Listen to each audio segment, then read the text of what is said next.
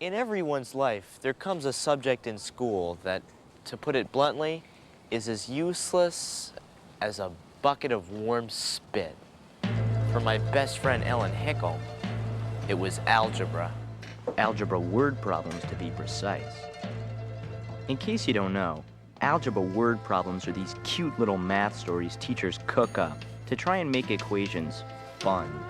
So, if Mary Louise collects X amount of fungal growth and Idaho yams at a rate of 637 items per year, and Joe collects Y amount of swizzle... Why do we need to know this? It was a question asked by a million miserable students every day. But as we were about to find out, Ellen's why would ignite a revolution that obliterated a mighty math teacher and nearly rubbed out word problems forever.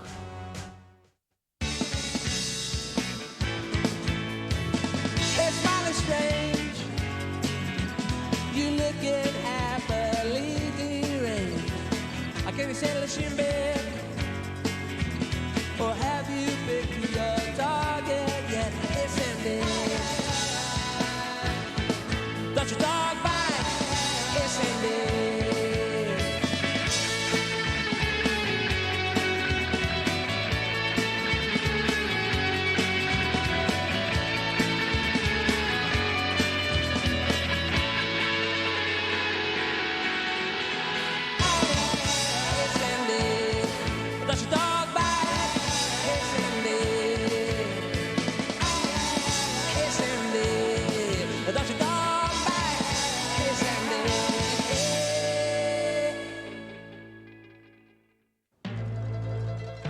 So, if a styrofoam chest contains 16 frozen fish sticks and To a Ellen, sperm whale word can problems were an consume insult to 50 humanity, pounds of body but to weight, Miss Fingerwood, they were like poetry. of plankton. It's no secret that Ms. Fingerwood lives for math. She named her cat the square root of 7 and bakes pie pies accurate to 121 decimal places. Rumor has it that the first time she saw the number 2, she thought it was her mother. Now, let's go over yesterday's homework problem. If train X leaves Ovid at 2:22 p.m., Mama, and goes Over the 49 years, miles per Miss hour, Fingerwood students have tried everything to figure out her killer word problems without actually having to use math. miles per hour, but stops for a little tiny baby deer in the road. What time will train Y arrive at Lodi? Say, has anybody seen Teddy Forsman? Next stop, Lodi! Even those who went the extra mile to do their homework never complained about their Fingerwoody fate. All that changed the day Ellen went in for an appointment with the school guidance counselor, Phil Hickel, also known as her dad. Oh, algebra is essential, Ellen. If you want to stay competitive in an ever-changing job market, you need to be well-rounded. But Dad, I can't take it anymore. What do trains and fungal growth have to do with my future? Well, now.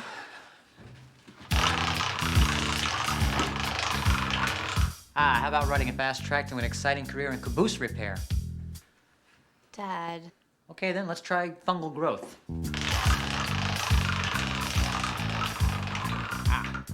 I'll have you know that mold research is one of America's fastest growing fields. Thanks for your help, Dad.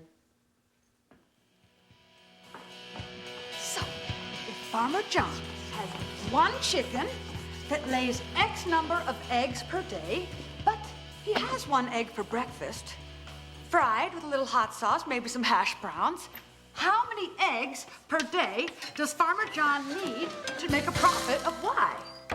Where's Teddy Forsman?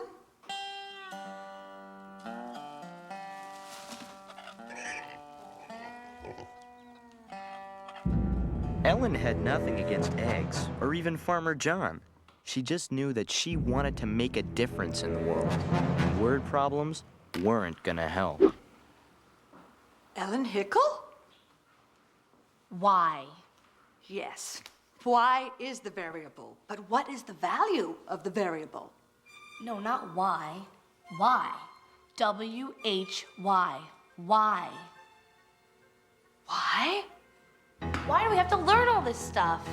Right now, thousands of trees are being cut down in the Amazon rainforest, and ice caps are melting. And I don't know, another shopping mall is going up somewhere. What do word problems have to say about that, Miss Fingerwood? Word problems are so important. Can you name one time in your entire life when solving one actually made a difference? It was the one question everyone had always wanted to ask. Well, once I calculated the distance to my grandmother's house using fresh cherry strudel to find the cube root. Why not check a map? I also determined the temperature of river mud by pulling on these large, ugly boots. And the suction of the mud versus the depth of the river, etc. What about using a thermometer? Class dismissed. Once the word spread about Ellen's takedown of Miss Fingerwood, my brother Pete sprang into action. He knew that once one adult leader fell, the rest could follow, like dominoes. Our broadcast tonight goes out to adults everywhere. We know where you live, Jigglebutts. The end is near. If Pete had found a new calling, Miss Fingerwood was wondering whether she even had one. She built her life on X's and Y's, but suddenly, she saw how little they mattered compared to an October sunset, a perfect kiss, or the fate of the red-billed sapsucker. Ellen's simple question had shattered Miss Fingerwood's world. There was only one solution now. Class, as of today, I hereby renounce algebra as my calling. Thanks to Ellen Hickle, I've realized that my life is a lie. I have no choice but to hang up my chalk. I wish you all a well-factored future. Thank you, and goodbye.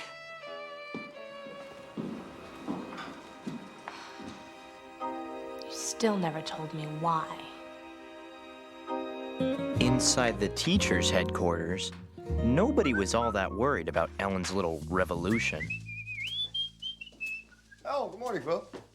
Oh, Mr. Lemming heard something in his Latin class today. Seems your little girl gave Elma Fingerwood a little roasting. Weenie. Filia tua virginali ligno digitos debit faciet opus. Translated roughly, I think what Theodore is saying is, your daughter gave Ms. Fingerwood a face job. Why, thank you. Look, I've told her that questioning authority isn't popular in the workplace. Not to worry, Phil, not to worry, like I tell my students. If the rump won't roast, turn up the heat. Let the substituting begin.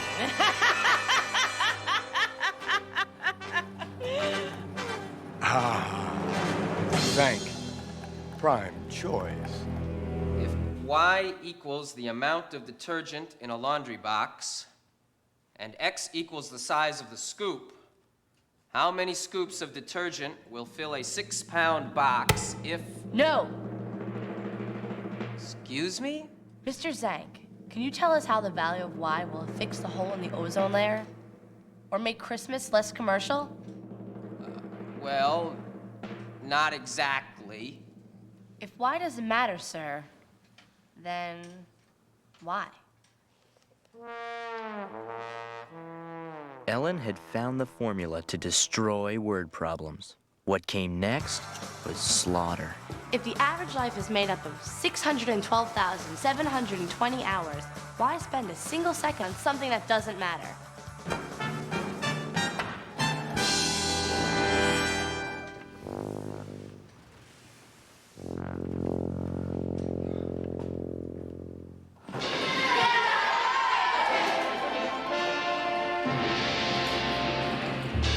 As happy as I was for Ellen, I couldn't help but wonder, whatever happened to Miss Fingerwood?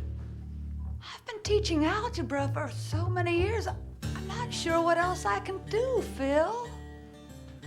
Elma, you came to the right place. Let's start with a series of standard career tests. First, snatch the pebble from my hand.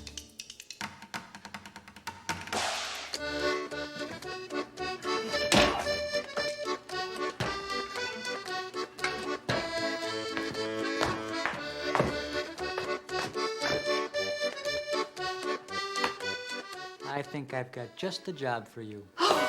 While Miss Fingerwood was gaining hope, the other teachers were losing it, thanks to Pete's non-stop reign of terror.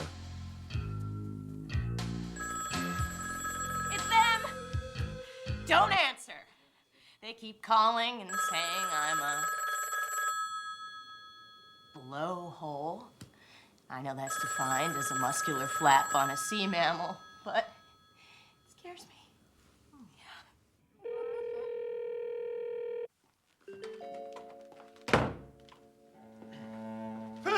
Phil!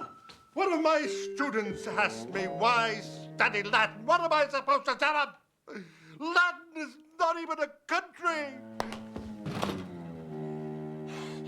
Look at this. There's only one sub left.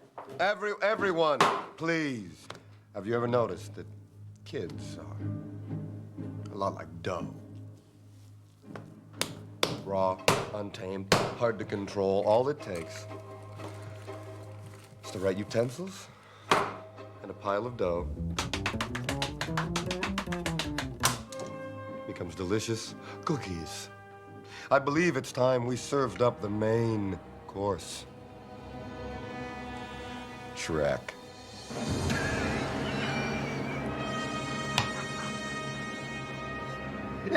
Shrek?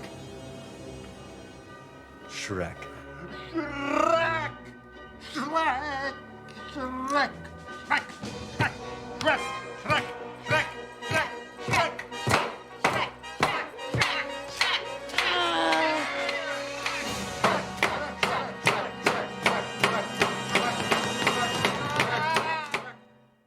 With nothing more than a single letter, Ellen had launched a revolution that threatened adults everywhere and sent one former math teacher into a whole new career. It wasn't exactly teaching algebra, but it did involve her favorite thing. Tonight's next bingo number is divisible by 5, yet it's sometimes called 1/4. Please give a warm, double-digit welcome for I-25.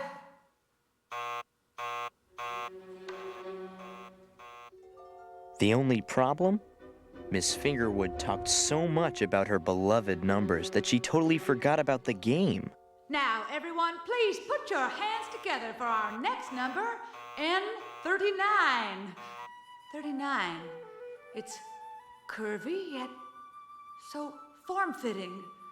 Functional, yet so alive. So full of grace, dignity.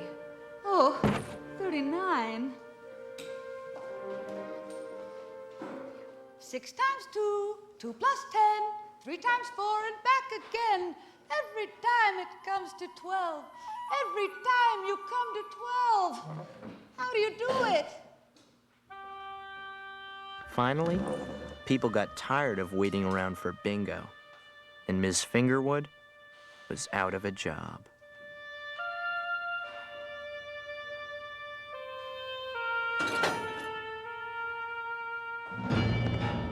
Meanwhile, Ellen was about to face her own career crisis.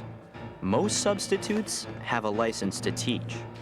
Rumor has it that only one has a license to kill. Whenever there's trouble, he's the one they call. His name? Shrek. They say he crushed the Glee Club uprising of '84 with a bazooka. What would Shrek do to us? Hey, everybody. Today we're going to learn about Algebra 101. Sing along with me.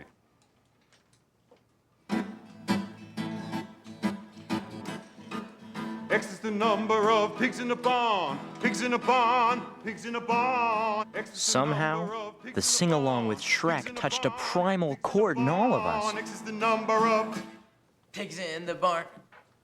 pigs in a barn. Pigs that we can't see. We couldn't resist its evil power. Horsemen. X is the number of pigs in a barn. Pigs in a barn. Pigs in a Stop barn. it! Stop X is the singing! number of- Don't listen! Why? You still haven't told us why. X is the number. Why? Why? Why? Why? Why?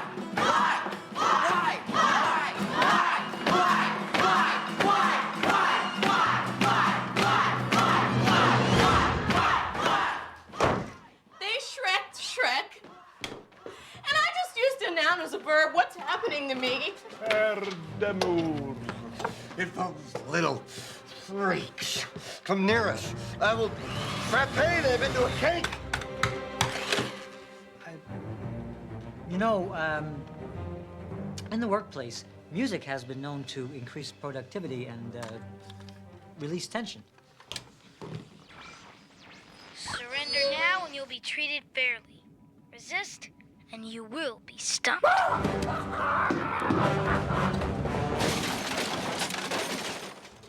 But there's a lot to be said for silence, too. Phil, in the words of the great Emily Dickinson,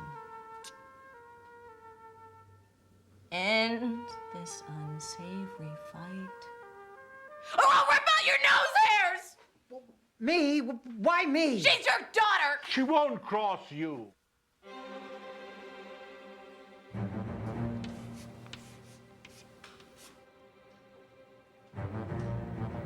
Dad.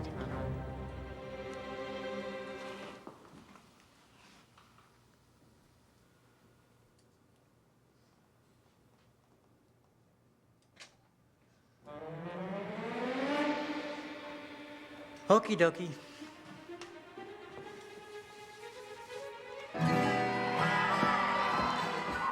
Ellen hadn't planned on nuking her own dad, but she couldn't let anything stand in the way of total victory.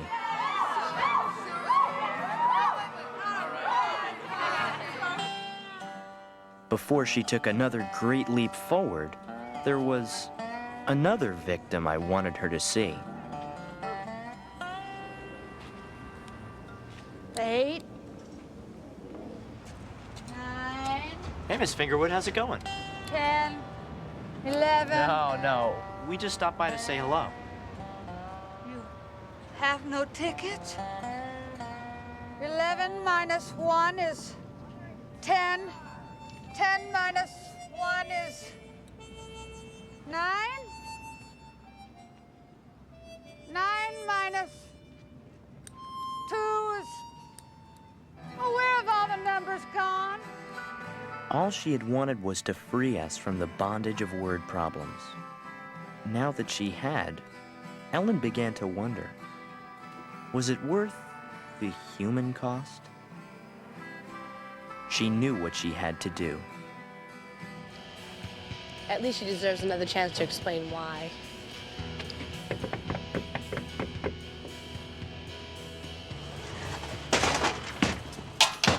Is Miss Fingerwood here yet?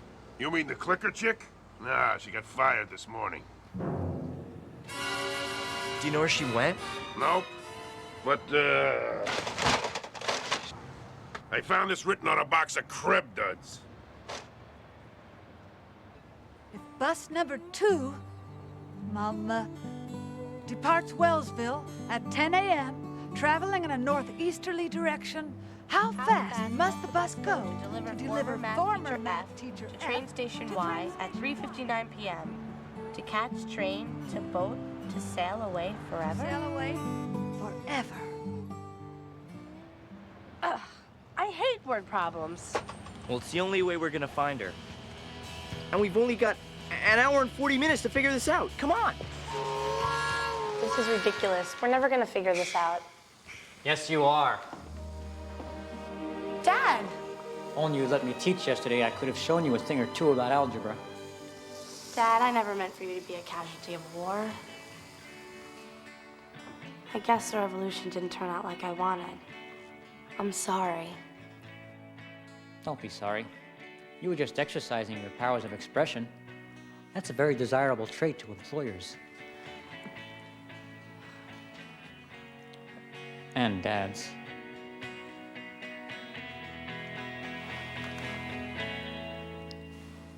What do you say I help you out with this problem, Snookums? The race to find Ms. Fingerwood was on. With Phil Hickle's help, it wasn't long before Ellen realized that word problems did have a purpose after all. Why? Not this again. No, not why. The letter Y. Y has to equal Flangsdale. That's my girl. Let's motivate.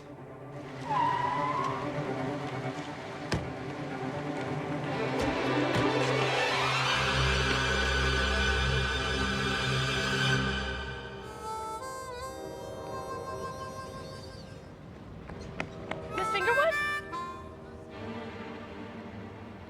Ellen Hickle? Miss Fingerwood, want to determine the speed of the bus and subtracted the co-equal, it was easy to figure out that Y equals Flangsdale. Well, you could have multiplied by 3.5, but flexible equations work with even integers too.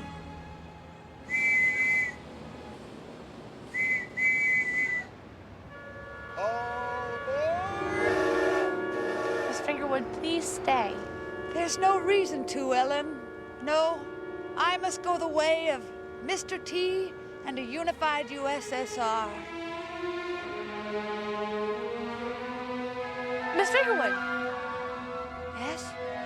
what are the chances that teacher F will come back to school if student E says she finally understands why? Goodbye.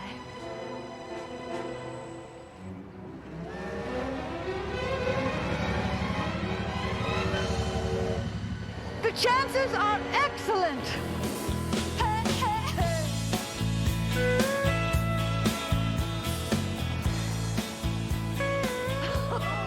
And that's how the great word problem revolution finally ended, in peace. Although for some, the war would never end. Red Hammer 1, mission accomplished. As for Miss Fingerwood, she discovered that if Ellen could find the meaning in word problems, then maybe word problems could have more meaning. So, if X equals the amount of CO2 created by car exhaust, and Y is a lovely young man strolling down the road trying to conserve precious fossil fuels. It was a lesson How long everyone learned. For this young man, where's Teddy Forsman? Well, almost everyone. So, does anyone know what Y equals? X equals Y.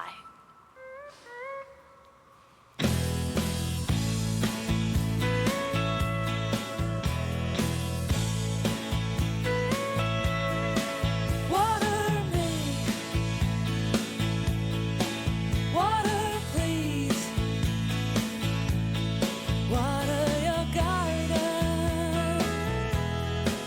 Keep your eyes on the prize and your hopes on the roses.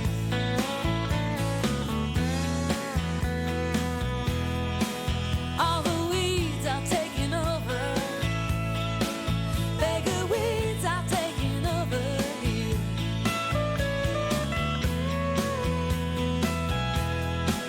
Water me, water please.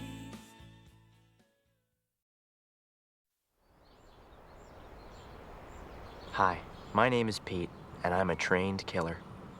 For the past 7 years, I've worked for this man. Code name Dad. My mission? To help him rub out one elusive target. Bob, a legendary striped bass whose mighty bulk has roamed the depths of Lake Torgeson for years. We're approaching the designated area. Check. I was a fishing machine, trained for one thing and one thing only, to execute my job with ruthless efficiency. Nothing was allowed to get in the way. Not school, not girls, not even my family. But the one thing I never thought would get in my way was me.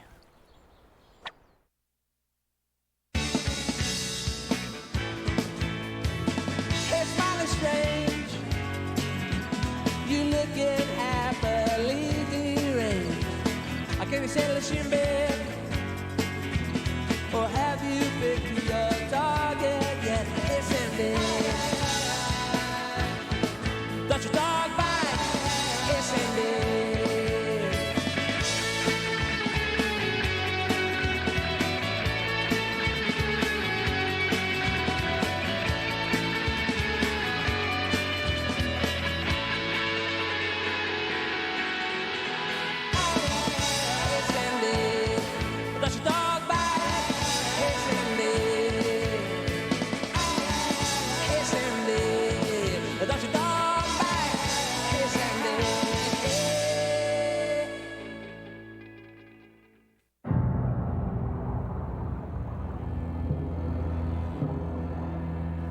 I wasn't always a fish assassin. It all started on my 8th birthday, when my dad took me to the lake for the first time and gave me this fishing knife. It has 10 attachments, including a pizza cutter and a handy blowgun. It also has a personal inscription. I-A-N-K ount K on a ooye. That's Pig Latin for I can count on you. Those words have always meant a lot to me. As the oldest son, I have to be the responsible one. So while Dad counts on me to make sure our lawn is perfectly flat, the younger son gets to launch himself into a geosynchronous orbit. But every year up at Lake Torgeson, Dad counts on me in a whole different way. Maybe it was fish murder, but for me and Dad it was a mission. Its scientific name is Rocca saxtilis. But anyone who's ever thrown a line into a lake hoping for glory just calls him Bob. He's named after this guy, Bob, the only fisherman who's ever hooked him. Legend has it that when he lost the fish after a 2-day fight, he promptly lost his mind. Bob.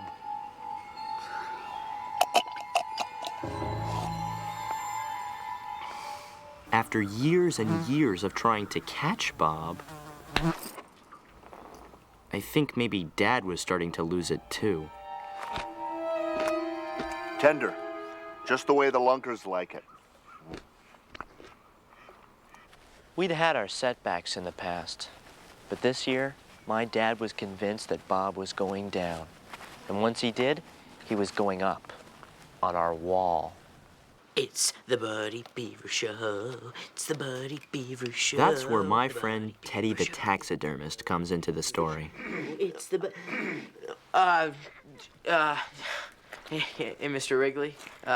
Pete. Sorry to interrupt you, but we're thinking about getting a fish stuffed. How does it work exactly? Well, it's a complicated and very technical process, Mr. Wrigley. So bear with me. First, we cut him open, yank out the guts, dunk him in shellac, and nail him to wood. Or we could use hot glue if you prefer. Gross. Beautiful. Mr. Wrigley, something tells me you're an action man. Am I right? Then you might want to consider an action pose for your fish. There's ready for action, fighting mad, and Milt's favorite, immortality. The cruel irony of it all hit me like a gaffing hook. We were gonna kill Bob so we could make him look alive. I think I've seen enough. Hold on. What price immortality? Well, it depends. How big's the fish? Oh, big. Bob must be about 15 years old now. 15?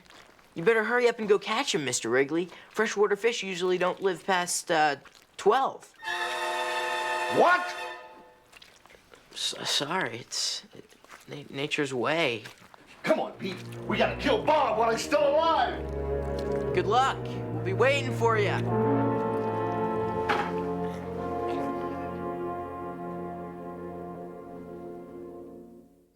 That night, I tried to shake off my feelings for Bob, but it was impossible. I guess my killer instinct had wussed out.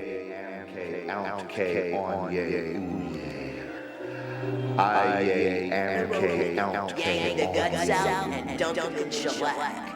We cut them open, yank the guts out and dump them in shellac. We cut them open, yank the guts out and dump them in shellac.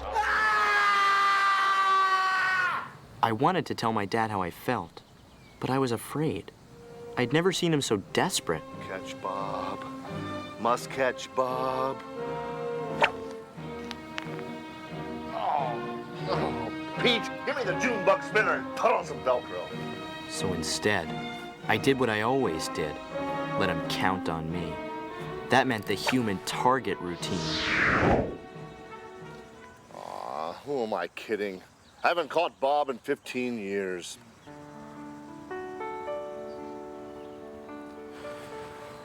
Maybe that's the way it's supposed to be, Dad. We gave it our best shot.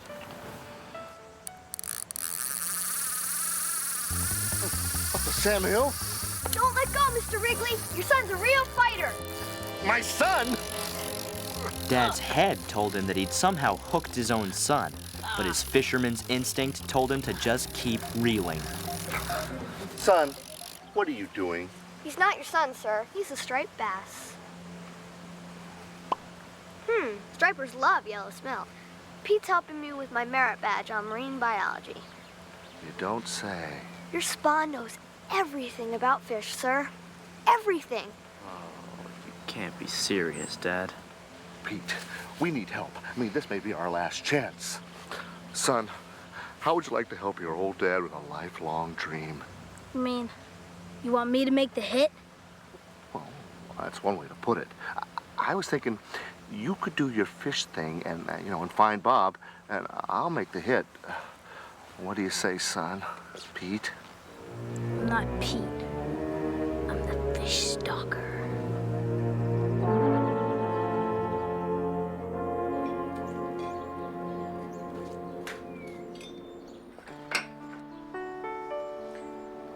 Honey, is everything okay?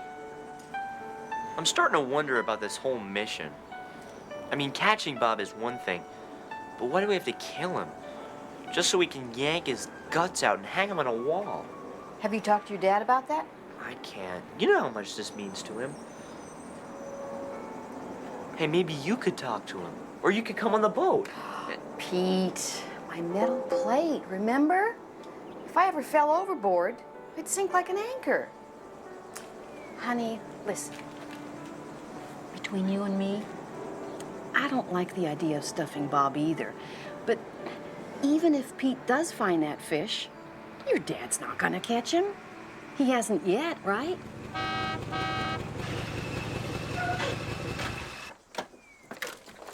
Krebstar has done it again. Wait till you see what I've got. It was the Bass Buster 2000. Guaranteed to catch any bass or your money back. That's not the best part. Look, a touch of a button, 7,000 gigawatt radio signal activates an electronic pulse attuned to Bob's brainwaves. Listen, it lures the fish in, and whammo!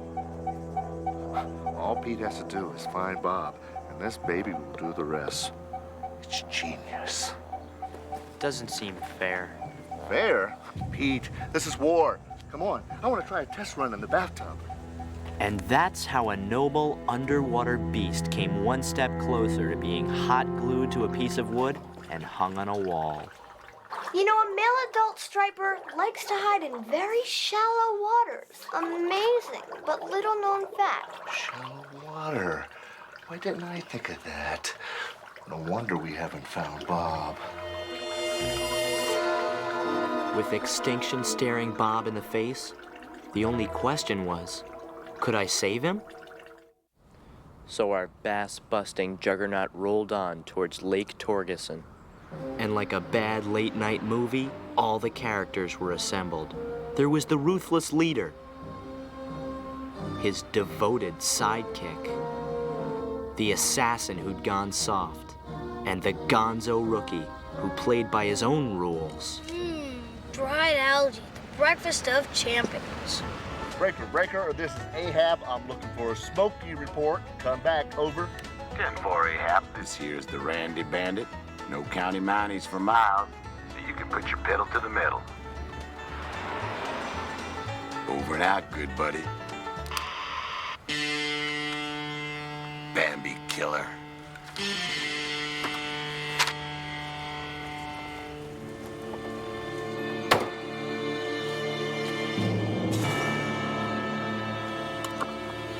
License and registration. Tell me something. What chance do nature's furry little friends have against 2 tons of hurtling steel? You got an answer for that, Ahab? Mr. Ranger, sir, this is gonna sound silly, but I have a metal plate in my head. It interferes with radar. It's a new one. Perhaps you'd like to prove it.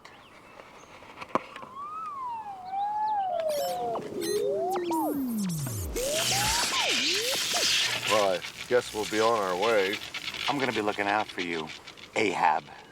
And so will all the plants and rocks and birds and bugs and things. Remember that. You got a license for that tattoo? Read it and weep, fungus lick. When we got to the campsite, it was the same as it ever was. Dad unpacked his hot lather machine. I love the smell of menthol in the morning. It smells like victory. Mom practiced for her lumberjack equivalency diploma.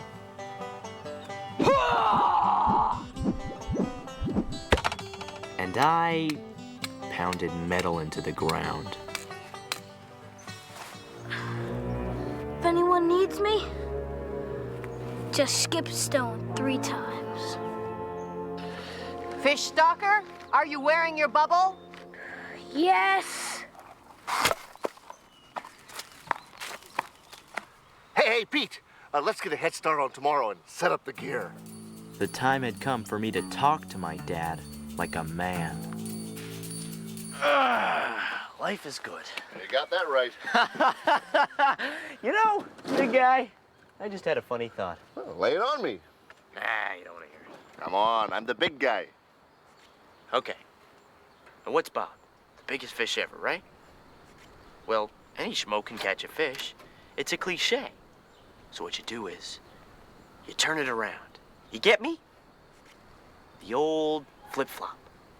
What do you do with the biggest fish ever? You don't catch it.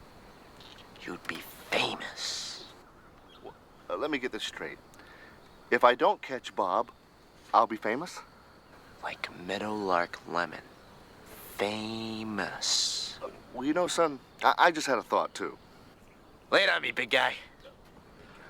Bob is a fish. And you and I are fishermen. And this is a fishing trip. You with me? Yeah. Catching fish is what you do on a fishing trip. Well, except for your mom. Little Pete, look. You're my number 1. I need to count on you. Fish talker, talk to me. Did you find Big Bob? I know his home address. Attaboy. There's nothing that can stop us now.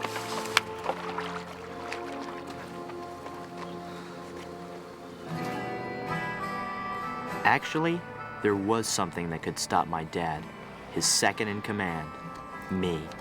But if I did, it would be the rankest, most vile act of treason ever. Worse than Benedict Arnold. I hope you appreciate this, Bob.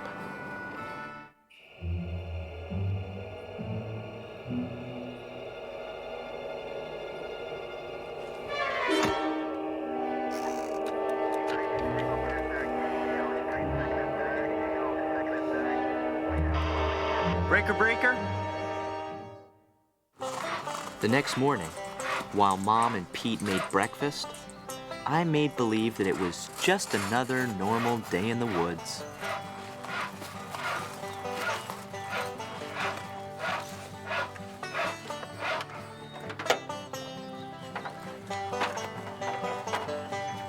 Hello, Wrigley. Well, hello, Ranger. Gee, you scared me. All ready to wrap your meaty paws all around the neck of this area's fragile ecosystem? I'm just going fishing, Ranger. Call it what you will, Wrigley. Mind if I see your license? You do have a fishing license, don't you? Sure. It's in the glove compartment.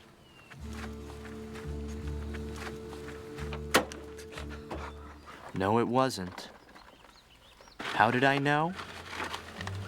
Because the night before I had rubbed it out, just like a good hitman should.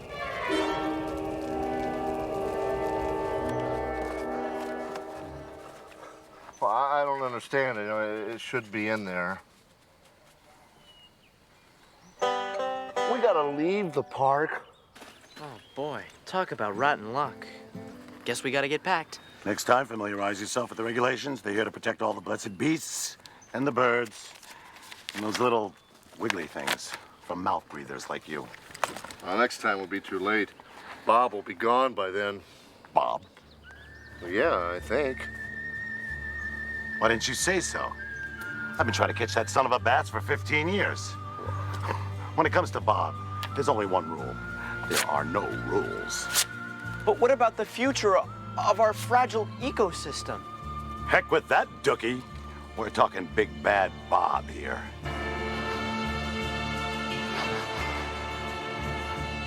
Say, is that hot lather I smell?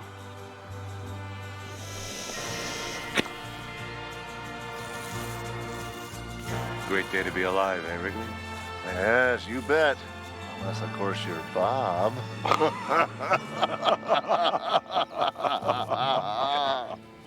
Bob was out of luck, I was out of ideas, and Dad was getting suspicious.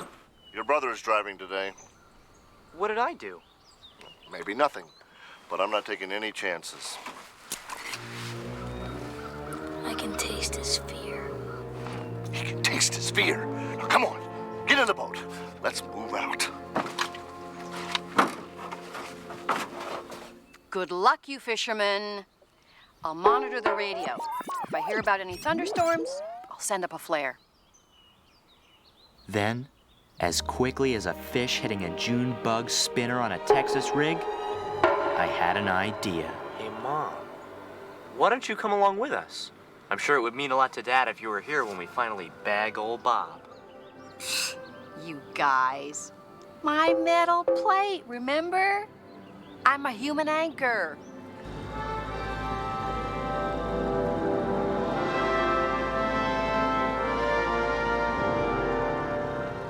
And now, you're a human buoy.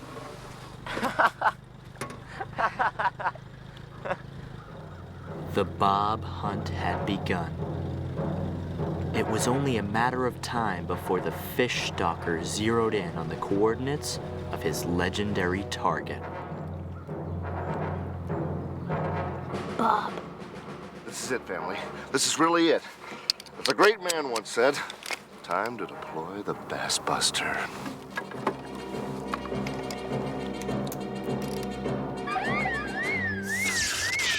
What's wrong with this thing? You know, the cartoon man on the box said this thing's supposed to start beeping when a fish gets within 10 feet. Pete, are you sure he's down there?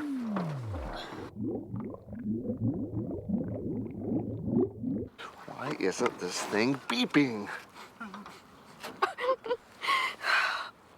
Well, don't cry, honey. I mean, we'll catch him. You'll see. It's not that. It's this country music station.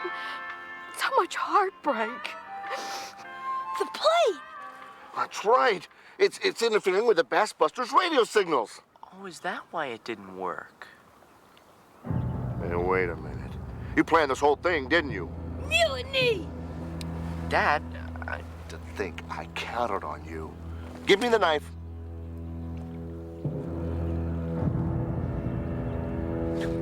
I trusted you. And what'd you do? Stab me in the back. Well, you know what happens to backstabbers, don't you? In case you didn't know, this is what happens to backstabbers.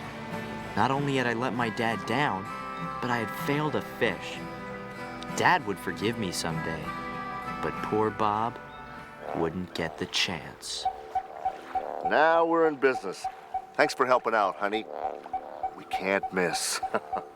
You know, in a matter of moments, we're all going to be famous like Meadowlark Lemon. That's wonderful. Say goodbye to your fish friends, Bob, because your next home is going to be on my ever-loving rec room wall. What? Pete had promised to find Bob, but now that he had, he found something else. A feeling that Bob deserved a better fate than ending up hot glued to a piece of plywood. Give me that line, Dad. What? Give me the line. What? What, you gone soft on me? No, give me that knife. No. Give it to me, honey. I'll take care of it.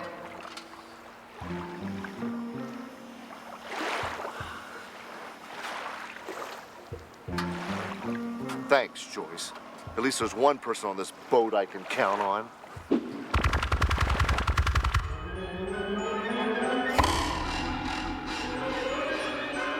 Maybe Dad couldn't count on me anymore, but there was one fish out there who could.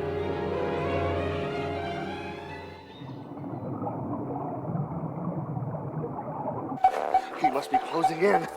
And the brain signal's luring him right to Daddy. Come on, Bob. Make me famous, Tora! Tora! Tora!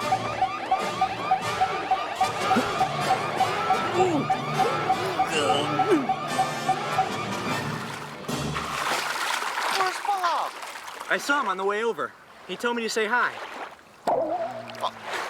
How'd you get that knife back? Airmail. Oh, my whole family has turned against me. We're not against you, Dawn. We're just for Bob.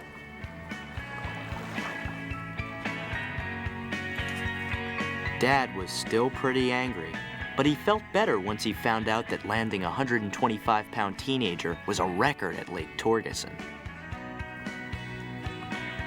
Bob? Pete. It might have been the 5 quarts of blood rushing to my head, but I began to think that Dad still could count on me. Not to do what I was told, but something better. To do what I thought was right. And maybe it would take Dad a while to feel the same way, but I knew he'd come back for me. Eventually. Bob? Sure. Bob.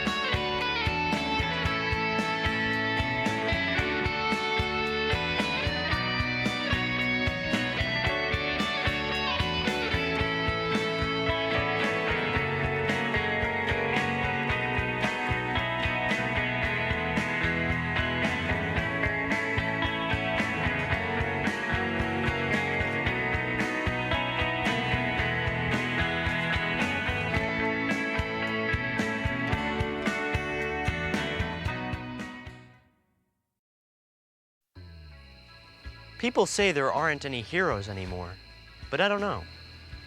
I say they're all around us. You just have to know where to look. For starters, there's Perseus. He's the guy who cut off Medusa's head and saved Andromeda from the sea monster. Then there's Pegasus, the immortal winged horse, swooping in out of nowhere to help destroy a fire-breathing beast.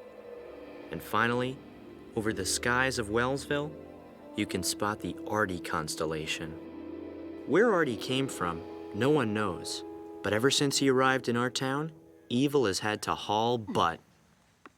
19 o'clock, and all left. His pipe. Artie's a suburban superhero with powers and abilities far beyond those of mortal men. No one knows the full extent of his mutant arsenal, but if you ask me, his most amazing power of all is this one. His friendship with my brother Pete. It's a titanium-reinforced bond that over the years has given them the strength to vanquish every villain that's gotten in their way. from a maniac schnauzer to the Atlantic Ocean. But unfortunately, there are villains in this world, and then there are supervillains. The difference being that supervillains usually won't stop until they destroy the superhero they're after, as well as the legend he left behind.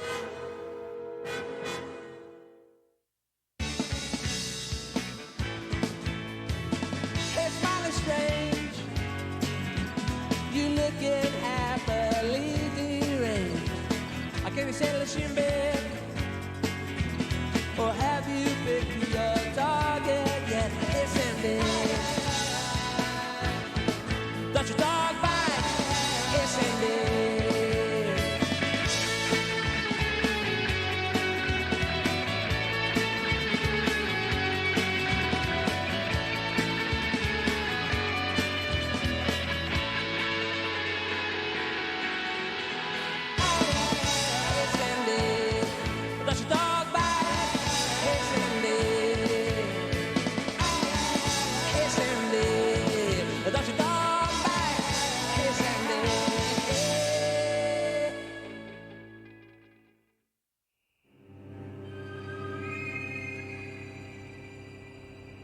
Superheroes, if they're really super, always have super villains to worry about.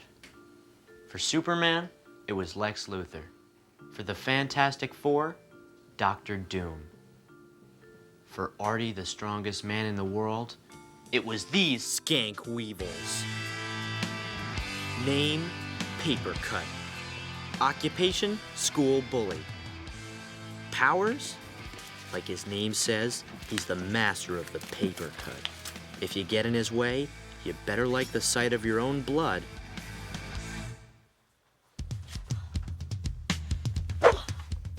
We'll cut back to him in just a bit. To get this story going, I'd better brief you on this scuzzmaster. Name, John McFlimp. Occupation, aluminum siding salesman. His powers? He's a master salesman who knows every trick in the book.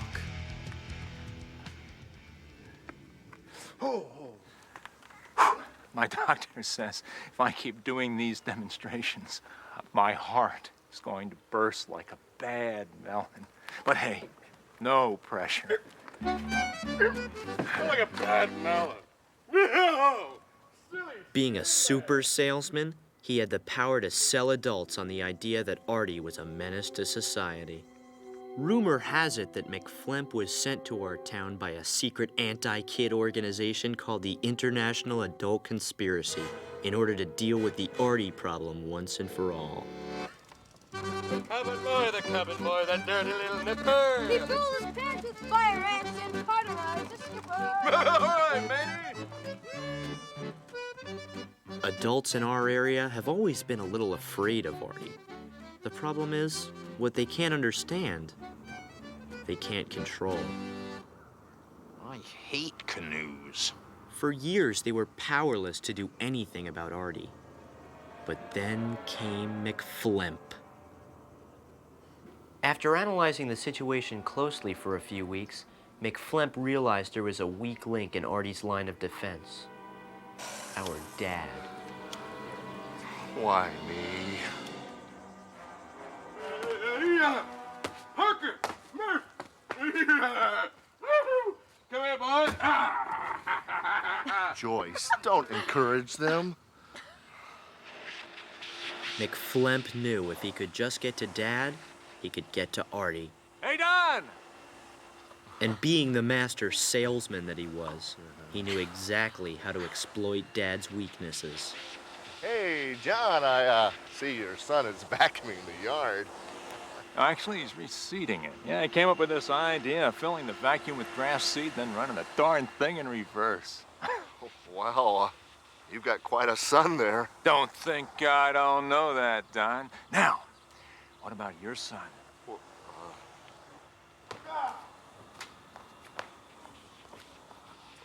What about him?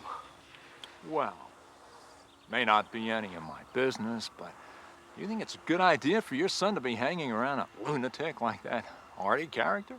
Oh, I don't know about that, John. I mean, it's not every boy who gets to have his very own personal superhero.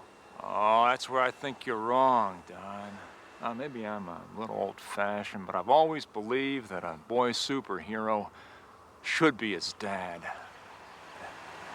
Right, son? Right, Dad. I mean, super Dad.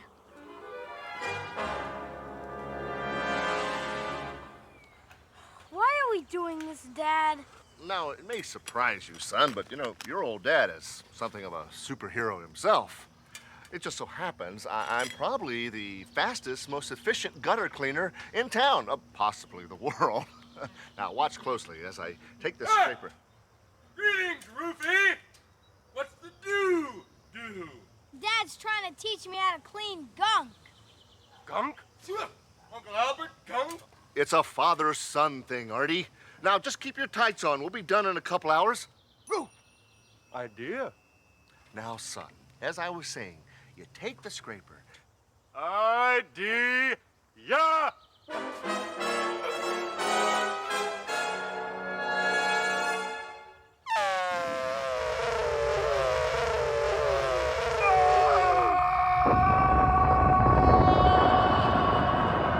The real beauty is that it actually repels dirt.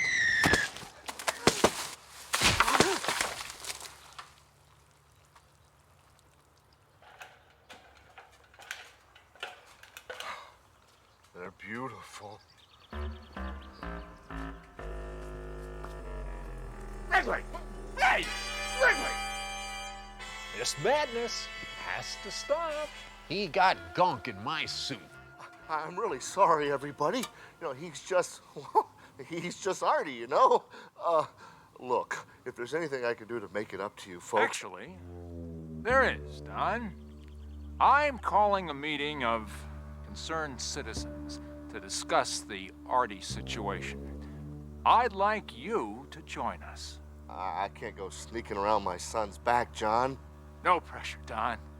I understand. I mean, if I cared absolutely nothing about our community, I'd make the same decision. All right, I'll be there. While McFlemp prepared for Phase 2 of his plan, our other supervillain was about to begin Phase 1. They say Papercut was born in the back of a copy shop. There was no one to play with, so he played with paper. He ended up cutting himself so many times, it did some kind of origami number on his brain. A brain that was capable of creating objects of great beauty, as well as objects of incredible pain. He was the king of the 7th grade, who ruled his domain with 3 simple words. Rock, paper, scissors, shoot! Smart move, Mudhead. Paper beats rock. Now prepare for your punishment. In the endless games he loved to play, he always threw paper, and everybody else always threw rock. They were too afraid not to. But then one day, everything changed. Paper beats rock. Rock beats scissors. Scissors beat paper. Shut up and throw, Drool Cup. Rock, paper, scissors, throw.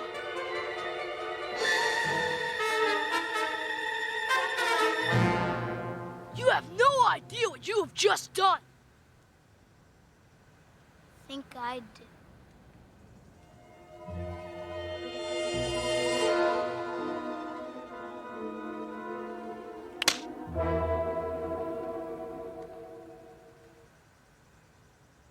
You will grant me a rematch, and you will go down.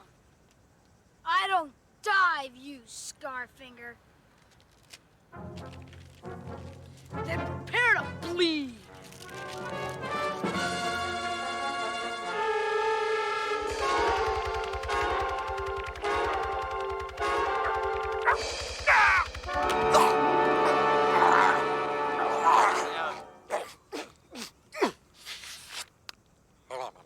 Delightful. A delicious blend of tarragon, ginger, and some sort of seafood. shellfish. Artie! Appearing in a timely fashion, seemingly from nowhere. Begone with you, Popey, before I fold you into some type of brochure. Go recycle yourself, paper cut. Oh boy, I guess you told me off. Very tough, Wrigley. You're a real butt kicker, all right. But I guess it's easy to be brave when you don't have to fight your own battles. True to their source, Paper Cut's words left a paper cut in Pete's psyche. It was a small wound, but it was painful. And once it began to fester, it infected Pete's soul and soon threatened the future of one of the greatest friendships in the universe. The forces of darkness assembled to destroy Artie once and for all. The evil Paper Cut sliced a gash into the heart of Pete and Artie's friendship. And supervillain McFlemp had found the one weapon that could bring the strong man down. Dad.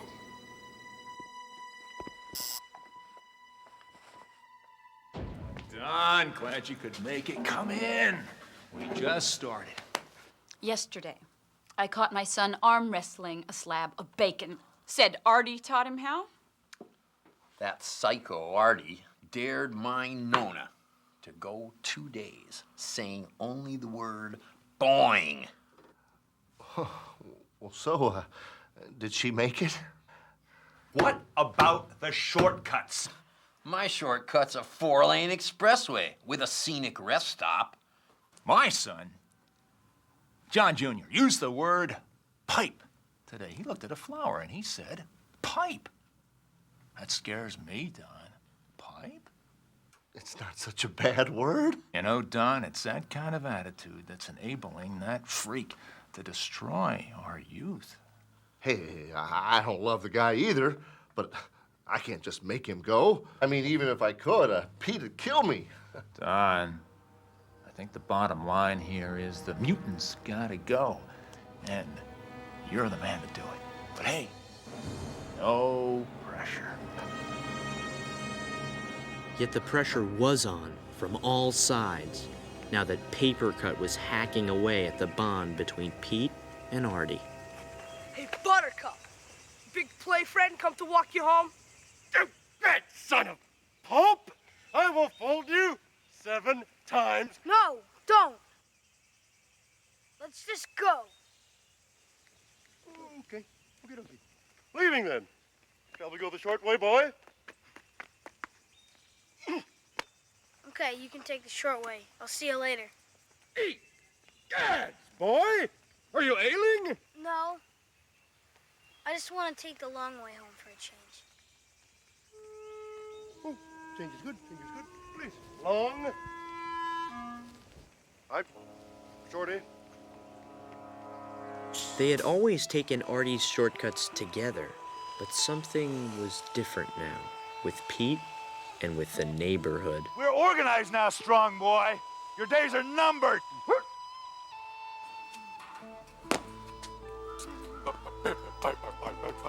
We're gonna stop you, sicko. Hooey.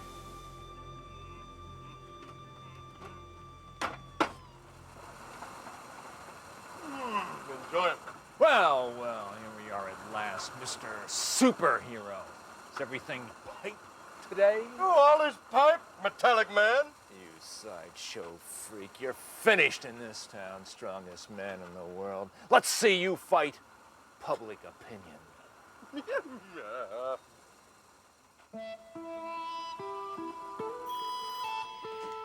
It's someone else complaining about Artie. Why do they keep calling you? Got me. Take a message. I need to, go clean the gutters.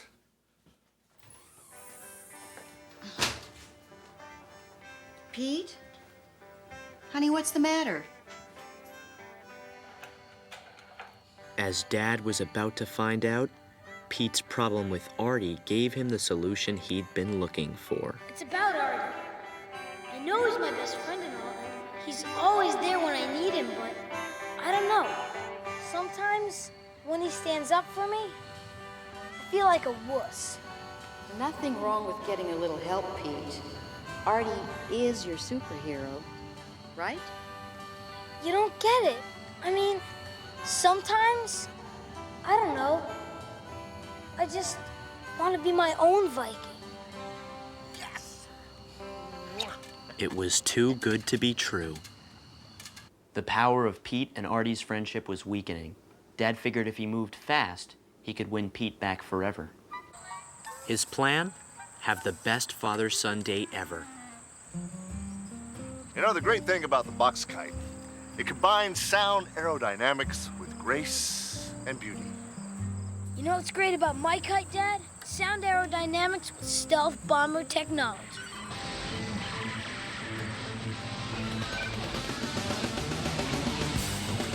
Well, that's nice, son.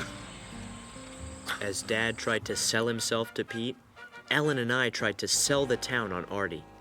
The new, improved Artie. Boy! Artie? What? I didn't want to tell you this before, but Pete's not coming. He and Dad went off first thing this morning. But this is your big chance, Artie. We gotta get you moving. Come on. Ma'am, we're offering free thermally heated pre-moistened towelettes. Care of Wellsville's own superhero, Artie. The strongest man. In the world. Meanwhile, Dad decided the time had come to move in for the kill. You know, Pete, a boy is a bit like a kite. Sometimes he needs to fly free, fight his own battles, be his own Viking. Maybe a superhero can be like kite string, you know, holds the boy back. Dad's words had scored a direct hit. The question was, would Pete crumble? Maybe the boy needs to let go of that superhero. Save your breath, Dad. I'm just saying that... Artie and me are best friends. That means forever. So live with it.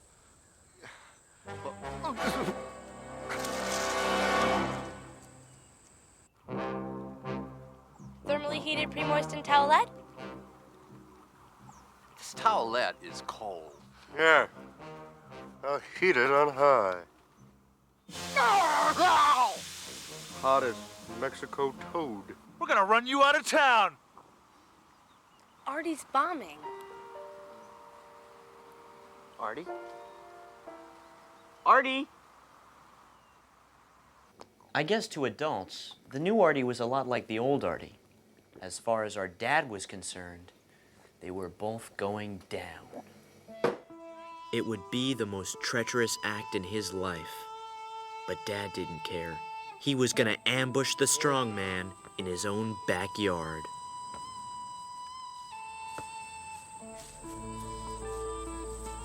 John? Came by for some sandwiches, didn't you? Yeah, you old softy. Artie, we need to talk. Yes, Don! Don, I'm all ears. All ears, my man. Go ahead. Artie. Good? It's about Pete. Little Viking. Yes? Yeah. You see, he needs a stable home life. I mean, here's what I mean. Pete's not a little boy anymore, you know? He needs to stand on his own, fight his own battles. Having a superhero around can stun his growth. Ooh. Short? Short? Yeah. You see what I mean? It might be best for Pete if you were to leave town.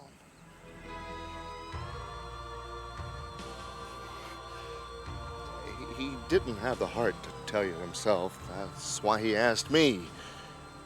He wants you to go. Oh, Don. Oh, Don.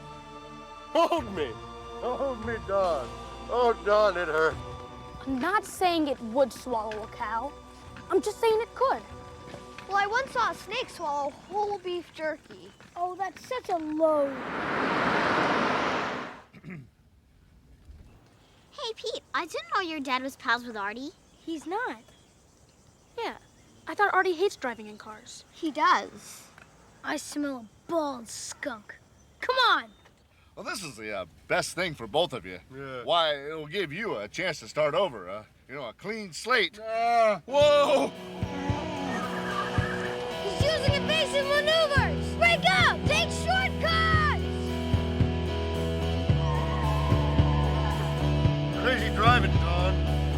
Artie, how about those rising dividends in today's mutual funds? Hey!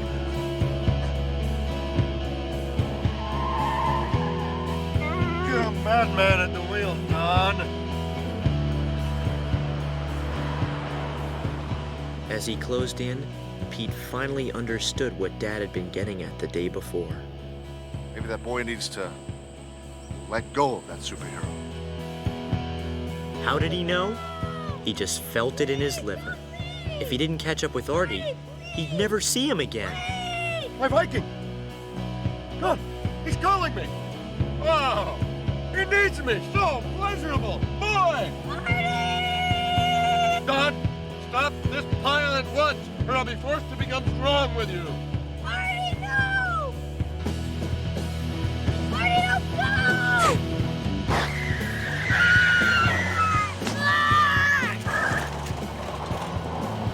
Please, I have to find out what the boy said! He said, I'm afraid he said, please don't come back. Oh.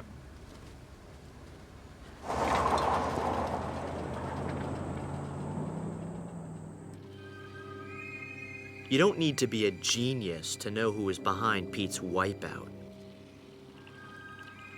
Nobody here to fight your battles, chicken breath. Just you, me, and my new ivory bond. If your best friend had just been deported, and the international adult conspiracy put your world into a full Nelson headlock, and a raging maniac with a thing for rock, paper, scissors was about to paper cut you to shreds, you'd probably think it was the end too. But you'd be wrong. It was only the beginning.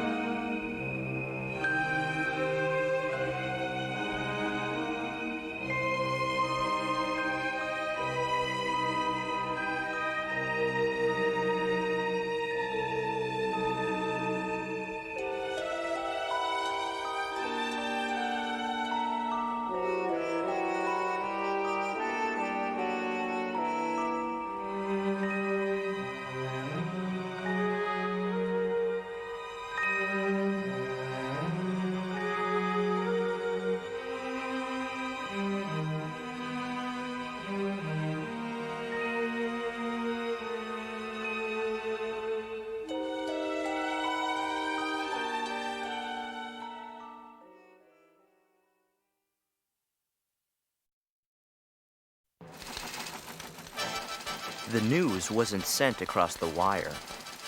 No world leader had to use the hotline. But the fact is, Wellsville was on the verge of a crisis that threatened to wipe out the legend of a superhero. It all started when Artie, the strongest man in the world, was tricked into leaving town, leaving behind his all-time best friend. They were both betrayed by this man, a man we call Dad. Pete didn't have the heart to tell you himself. That's why he asked me to do it. He wants you to go. Oh, Don! Hold me! Hold Dad, me, Don. a simple man in a complicated situation. Easy prey for the international adult conspiracy and a supervillain known as John McFlimp, a master salesman of aluminum siding who sold Dad on the idea that Artie was a bad influence on Pete. Meanwhile, another supervillain was on the loose. Papercut, a 7th grade samurai who vowed revenge after being faced by Pete. You have no idea what you have just done. And once Artie was out of the picture, our world crisis officially began.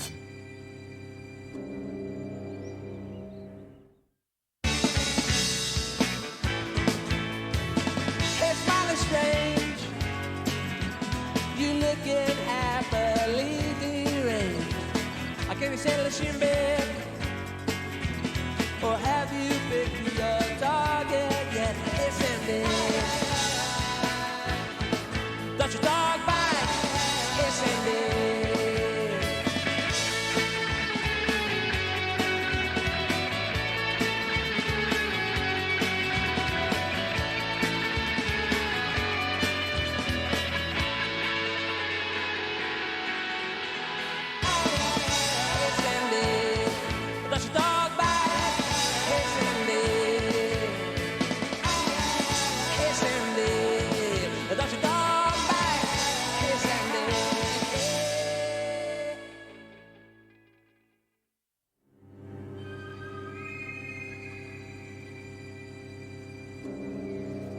Don't try crying for your superhero fungus lick.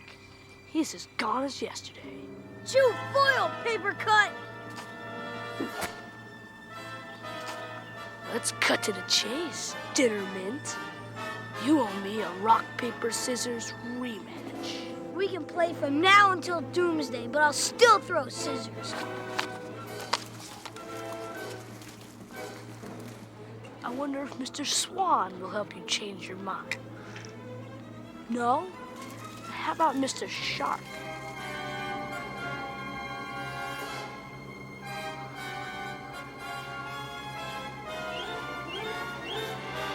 Chase the tap, you sicko!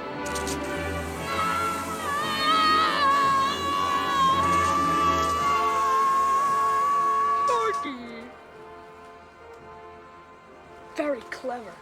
But you know I'll be back. Next time, I'll be laminated. Yeah, well, Artie will be back too, you toner breath. But would Artie be back? Pete didn't want to panic yet. First, he had to get some answers. All I know is that he wanted me to drop him off at the county line. What? Well, I'm as surprised as you, son. You know, he told me... Well, he told me he wanted to get on with his life. You know, settle down. You're lying! Maybe he just wants to spend time with, you know, people his own age. I don't know what's going on here, but I'm gonna find him! The search began with an all-points bulletin on Wart Radio. He was last seen wearing flammable pajamas and an ankle bracelet with the name Hacksaw on it. Ellen and I raised money for the mutant hunt by selling Artie merchandise, while Mom released Artie's favorite smell, tire air, to lure him back. If that didn't work, Pete was banking on the Artie light. Hang on, Artie. I'll find you. Meanwhile, Dad tried to be the strongest dad in the world, hoping he could be his son's new superhero. I guess I won't be needing that wheelbarrow anymore, huh?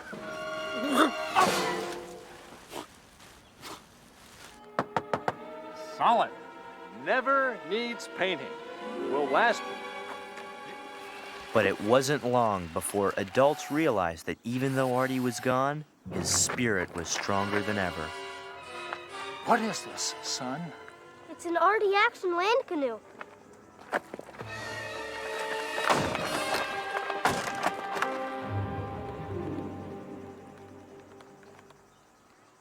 Not even a dent. It's got a 200-mile radius. If he's out there, he'll see it. Come home, Artie.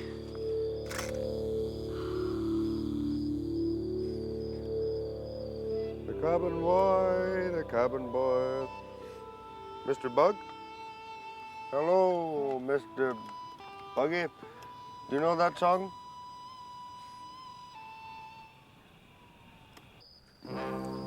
Don, we got a problem. His powers are stronger than I thought. The kids love him. Oh, not for long. What are you gonna do? Don't worry. Just take care of the light, and I'll do the rest. 20 watt? My son will be onto this in a second. Oh, don't worry. It'll throw just enough light to fool him. Now, tell me where you left Artie. I don't feel right about this. No pressure, Don. I mean, if winning back your son isn't that important to you, then that's okay. Really.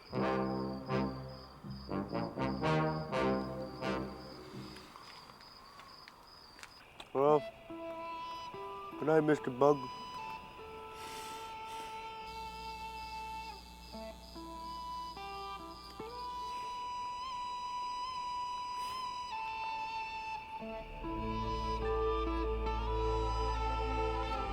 McFlump's diabolical plan to brainwash Artie into being an adult began the next morning. Hello, Artie. Yeah. Hello, sighting man. Boy, How's every little thing? Pipe. Pipe! All right, that's great. Or should I say, pipe? Yeah. Look, Artie, I know we've had our differences in the past, but now I'm on your side. Oh, I know how hard it is to be going back and forth on your future, trying to switch horses midstream. That's why I'd like to be your friend and offer you a job. All right. Too busy, too dang busy. Occupado. Oh, no pressure, Artie. But if you act now, I'll throw in a free pair of slacks. Whoa! Whoa! Of the permanent press variety? As permanent as the stars. Woo! Call me a truck and slap me till Wednesday. You're a truck, Artie. You're a truck. Well, what do you know? Hey, kids, your old pal Artie's on TV. The adultification of Artie had begun, and it wasn't pretty. How strong is our new Krebstar super sighting? Its twin polymer coating stands up to hail, heat, and even a full-grown man running into it repeatedly at full speed.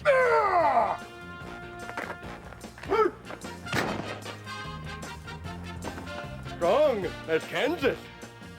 There you have it. Artie, what are you doing? It was as if Artie had run over Pete's heart with a backhoe. He had sold out to the enemy. You too will enjoy the feeling of the pleasure ridges.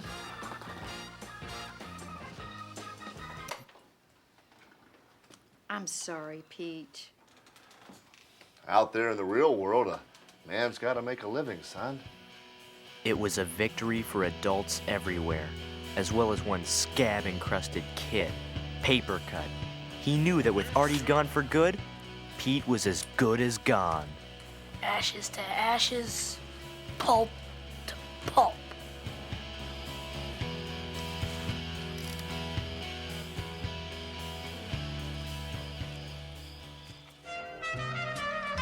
He was once a superhero who fought for kids everywhere. But after being brainwashed and broken by supervillain McFlemp, the only thing Artie fought for now was a sale. Morning, ma'am.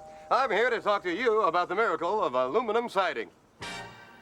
With Artie out of the picture, the international adult conspiracy began their crackdown.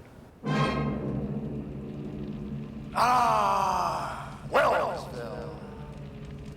We are finally free.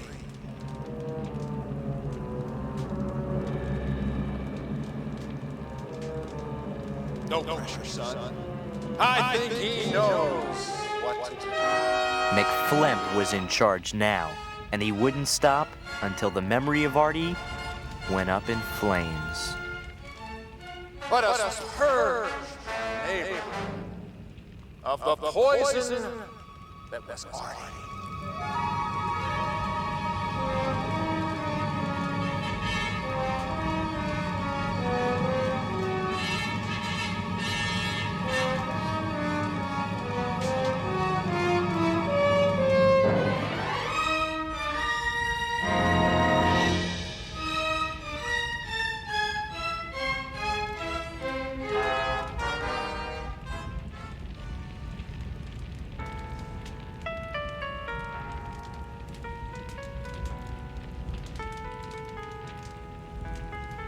It seemed unreal.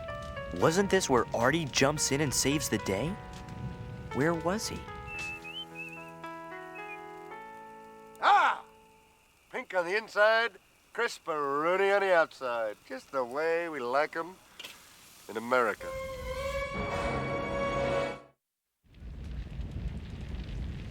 It was a friendship that was supposed to last forever. But the Artie that Pete once knew no longer existed. Now the only thing left to say was goodbye.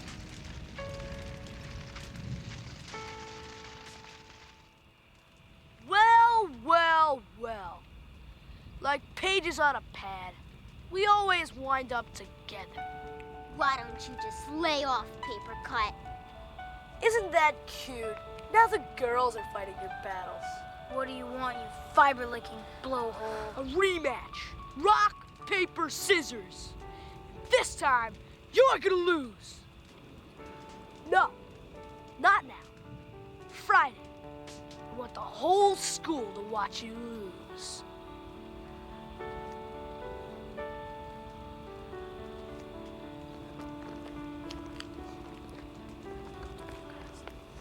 You're gonna throw a rock, right? He's just a stupid mutant. Who cares if he wins? Yeah, take a dive. Don't get cut.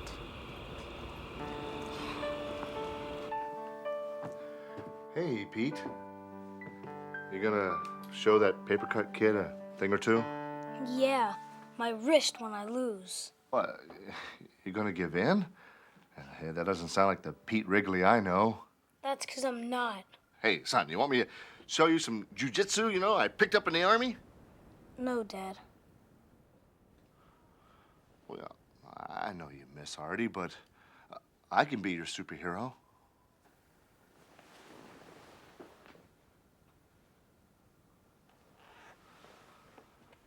Dad knew if Pete took a dive the next day, he'd be sunk forever. Are you happy? You got the son you always wanted. I just wanted us to get closer. I didn't think it would come to this. 22 lights out. Maybe Dad couldn't be Pete's superhero, but if he got lucky, he could find someone who was. Remember, if all else fails, he loves the smell of tire air. And armpit sounds. He says it reminds him of his mother. Check. Morning, Don! Finally hauling that thing to the dump? No, McFlimp. I'm gonna bring Artie back. Oh, Wrigley, what are you talking crazy? Get out of the way, John. No pressure. You'll never find him. I'll find him all right.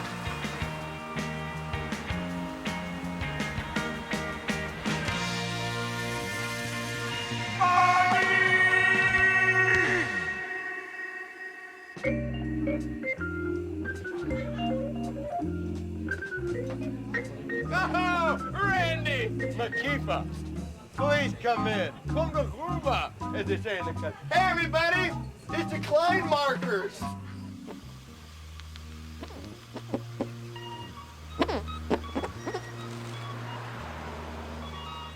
Dad tried through the night to call Artie, but it was useless. All Dad could do was watch the light fade out, the dawn fade up, and his hopes of saving Pete's spirit disappear forever.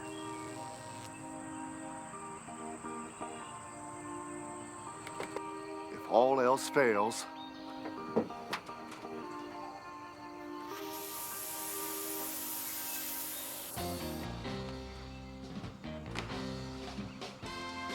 Good morning, world! TGIF, huh? Thank God it's Friday!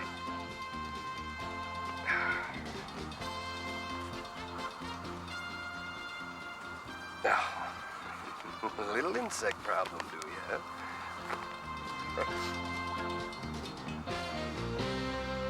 Pusis!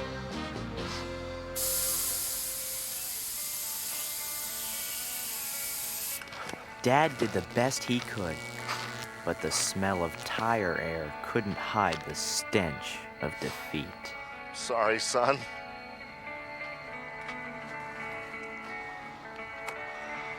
Ah, it's repulsive. Artie! Artie! Yet strangely compelling. Artie, it's me, Don! Don't you remember? Hey, buddy. There's no returns on sighting once it's already on the house. You're not a salesman. No, you're Artie, the strongest man in the world. Pipe. Oh, where's Pete when I need him? Pete? Pete? Don't you remember Pete? He's in trouble and he needs you. Pete? My little Viking. Trouble? Hey! Pow!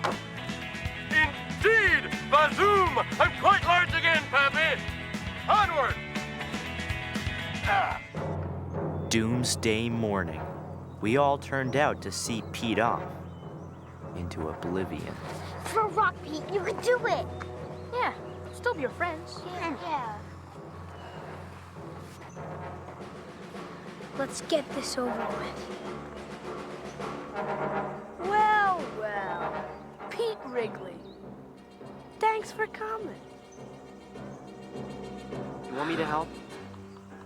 No, I've got to do this alone.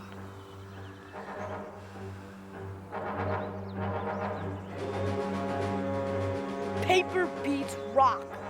Rock beats scissors. Scissors beat paper. You lose, you live. Say, why don't I spot you? I'll throw first. Let's see, what shall it be? Oh, I know. Paper.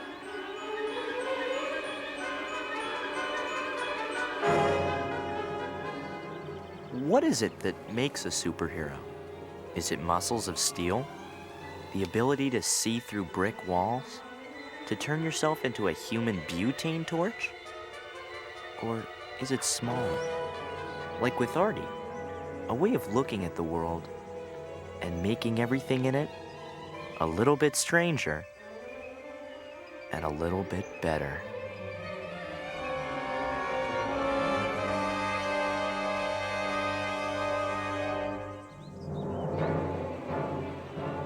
Suborbital meteor. What? You can't throw that! We could all see it. The power that made Artie Artie had been passed along to my brother Pete. Meteor melts rock, crushes scissors, and burns paper. You lose, you cheese log. You! I warned you what would happen. Go ahead, paper cut. I'll never cave. And as the power surged through Pete, it started to surge through the other kids too. You better have a piece of paper for me. I throw a volcano, covers rock, melts scissors, and burns paper. Monsoon mashes paper. Dune buggy, it crushes paper. No! No! I'm paper cut! You can't!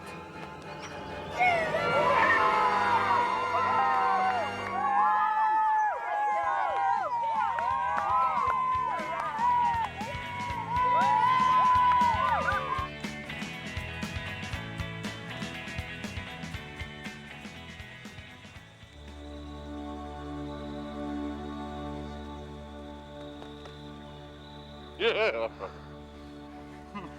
Artie, you should have been there. I crumpled paper cut. It was great. It was like you were there with me. I could feel you there. Where were you? What happened to you? Artie? What is it? Well, I had a thing. I did. You and me for years. Artie had something to tell Pete. It wasn't just the story of being tricked by Dad or hired by McFlemp or working for 10% commission. It was the story of a superhero and a kid who ruled at dodgeball, waltzed the lunar landscape, and beat up the Atlantic Ocean. Until one day, the kid finally learned all there was to learn from his friend. And it was time for the superhero to move on. Not the same. And you are a different Viking now. Yes, I have to go. No! Yes. Everything you need to learn is in here. Out there is some boy who needs me. He's small. He's puny, like you were. But Artie, you're my best friend. I always will be, my little Viking. But will I ever see you again? Worry not, boy. Worry not. For I am Artie, the strongest man.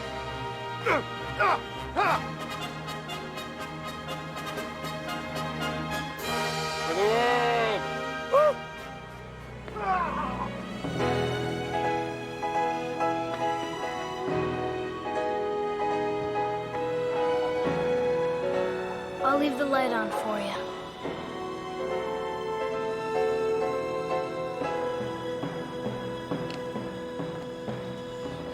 You know, son, I'm gonna miss that mutant.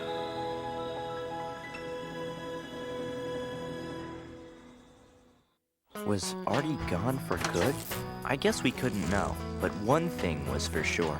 A part of Artie would always be with us, watching over us, like the heroes in our dreams, like the stars in the sky. All the summer days where we used to play, walking hand in hand, castles in the sand. So you said goodbye, but you meant goodbye. Now our love has died. This is what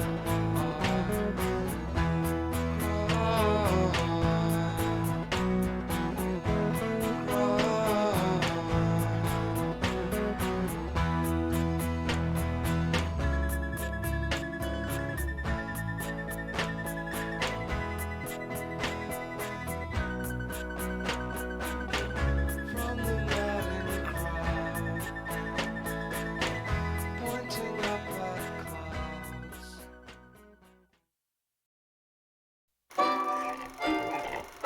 Ever since there's been school, there's been field trips.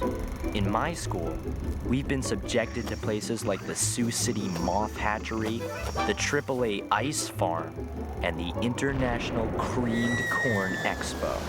Field trips are supposed to be educational, but one thing teachers don't get, the real education takes place on the way there. In one of these, it's more than a school bus. On long rides, it becomes a giant incubator filled with the churning psyches of 48 kids. Inside, a kind of chemical reaction takes place. People change. Friends become enemies. Enemies become friends. And a class trip becomes a journey into the darkest recesses of your own soul.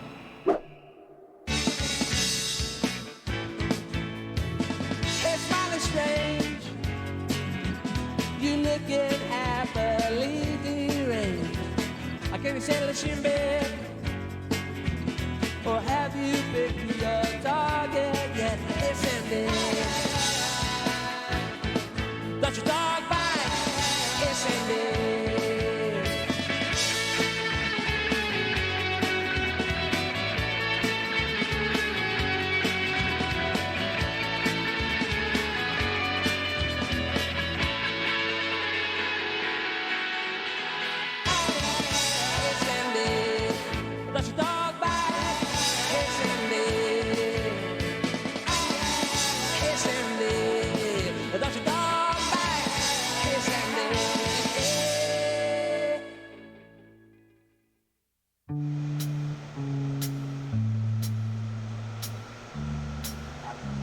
Our journey begins with Mrs. Drapuzzi, who briefed us on our field trip to the Glurt County Milk Museum. Rule number 2, no milking.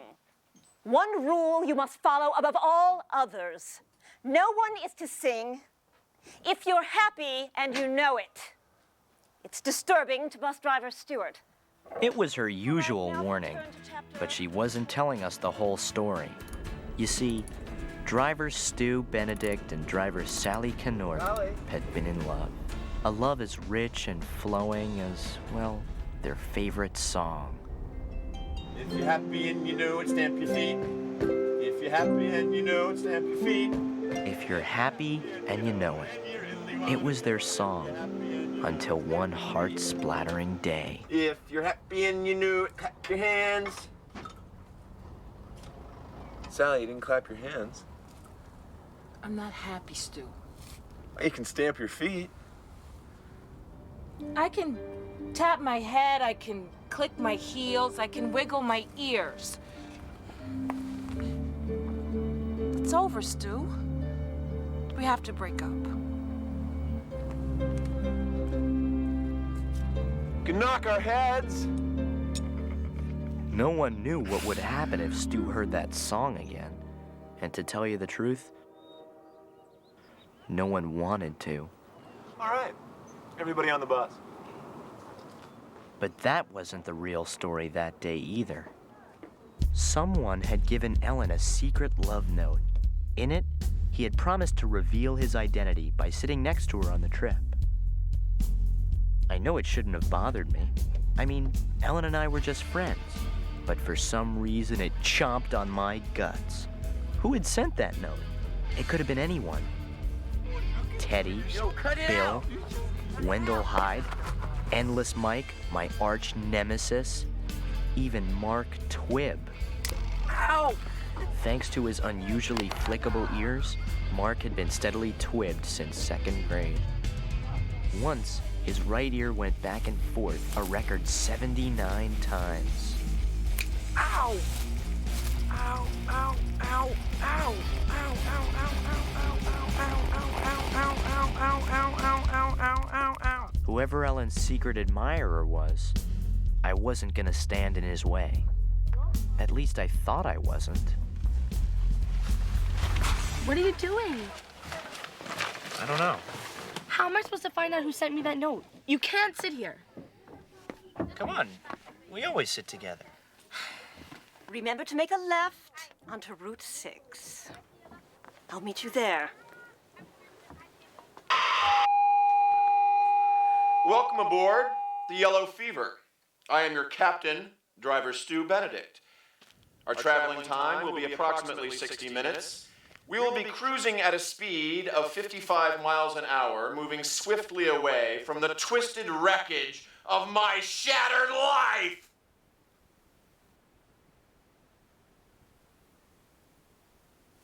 Thank you. In school, you see the same people every day. Nothing changes. But on a long bus ride, people reveal parts of themselves no one was meant to see. Case in point, Wendell Hyde. Every trip we saw a new side of the shyest kid in the school. This time, it was his dream of singing at weddings and bar mitzvahs. You put your left foot in, you put your left foot out, Shut up! Della Sump had a different problem. For some reason, just being on a bus made her have to go to the bathroom more than humanly possible. Then there was Teddy. Famous for eating his entire lunch in the first 5 minutes of every trip, he developed a new system. I take small, precise bites, and according to this flow chart, half a sandwich will last me till we get there. So I have the other half for lunch. As for Bill, whenever he was on a bus, it was like some practical joke hormone kicked in. This is gonna be great. But of all the mutations that took place that day, mine was the weirdest. I really needed that seat. Oh, for your lover boy? Oh, how sweet. You're jealous. You wish. I wish you'd move. There was no turning back, for me or for the others. Some spent their time twibbing. Ow! Others had bigger fish to fry.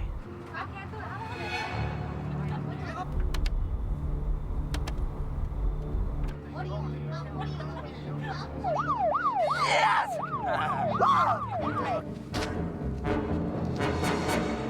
No, you don't understand. I am a bus driver. Yes! I am king! Woo! Great. If you wanted to be with Bill, why didn't you just sit with him? If you've got a problem, why don't you go talk to Stu? But Stu had his own problems. Even though his story checked out, the cops weren't sure he was fit to drive, so they gave him a series of grueling coordination tests.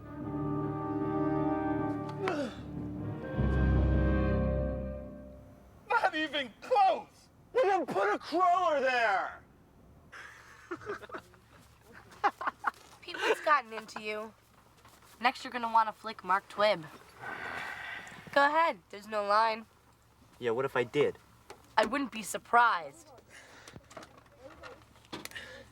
This is your driver, Stu, with an update on our new onboard regulations.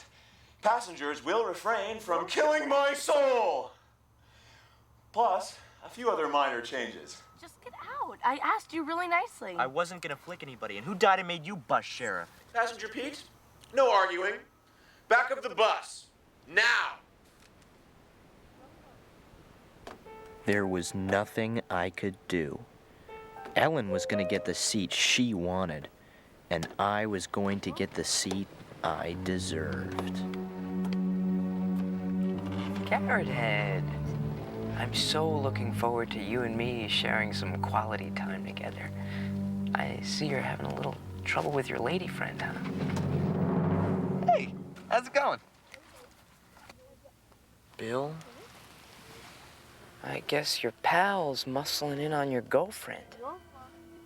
And finally, passengers will, chip in for gas. If you have any further questions, please don't hesitate not to ask them. And we're off. We sure were. Blazing ahead full throttle into the worst trip of my life. The transformation was complete. Endless Mike was now my buddy, and my old buddy was now a backstabber. I just figured you got bored of sitting with Pete all the time. Maybe you're ready for something new? Finished. Finished? Are you certain? Couldn't there be some spot of condensation? Some dew, perhaps, floating inside your body? Thanks to Della's bladder, we were 2 hours behind schedule and driving further into the uncharted territory of our souls. This one goes out to Mark and Sue in the back. Together for 3 weeks. Happy anniversary to you. Happy anniversary to you. Happy anniversary. Yeah! Ladies and gentlemen, our own Wendell Hyde. You can catch his act all next week in detention.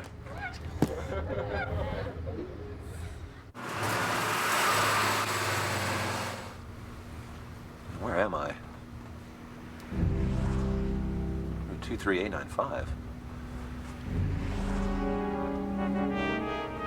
Scene Pas Hobios. I'm lost. I'm lost. I'm lost. I'm lost!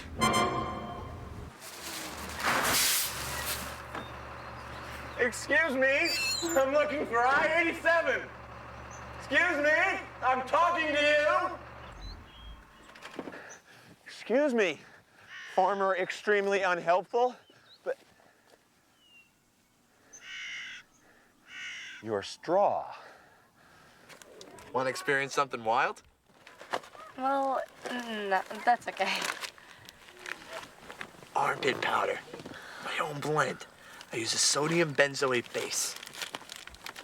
Bill, I don't think this is gonna work. Does for me. No, I mean the note. You and me. What note?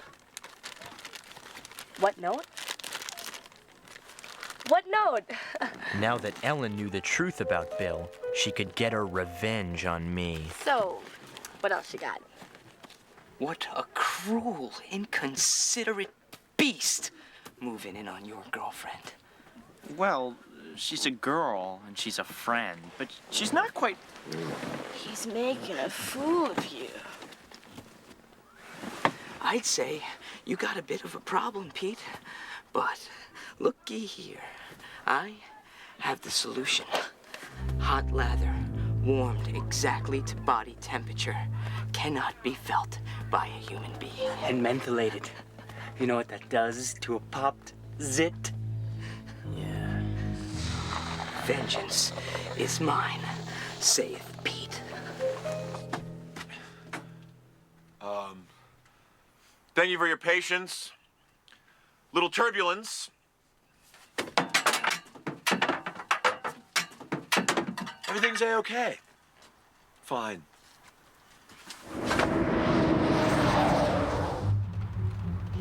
It finally happened. My own dark side was bubbling to the surface. And you know, it felt great. Pete, Ellen? Bill, is that a zit? Where?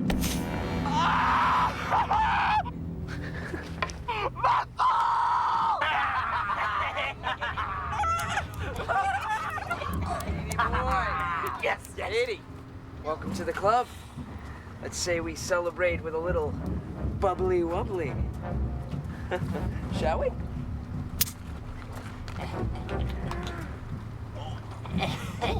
Oh.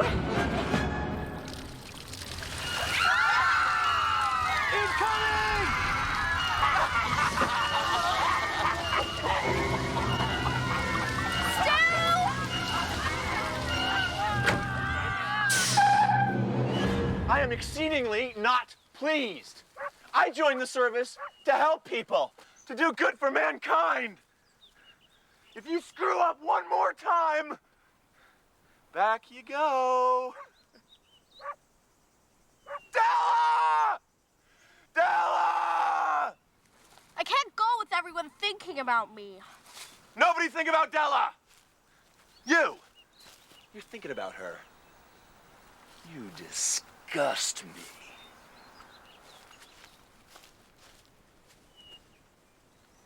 Way to go, Pete. Way to trash your friend. Oh, you mean lover boy? Bill wasn't... Bill's great. Wanna know what's so great about Bill? He knows how to have fun. Oh, yeah? Well, so does Endless Mike. I can't even understand why I've been hanging out with you. Well, then don't anymore. Fine by me. 35, 36, 37. Wendell. Wendell Hyde! This is your bar mitzvah, mister. It's a time to sing. Mazel tov, you're finally on your way. 13 and it's a milestone. You are a man today. Hey, you read the Torah on your own. Hey, hip hip hooray. This is your bar. We had all reached the point of no return. Nothing could save us now. Hate myself! It's the time to celebrate. You passed the test, you made the grade. Whole lot of man, whole lot of man, whole lot of man. Pete, my friend, you're doing very, very well. I mean, you showed that corn dog creep, huh? But, what about the woman who betrayed you? What's her name again? Ellen? Yeah. What would make Ellen really mad?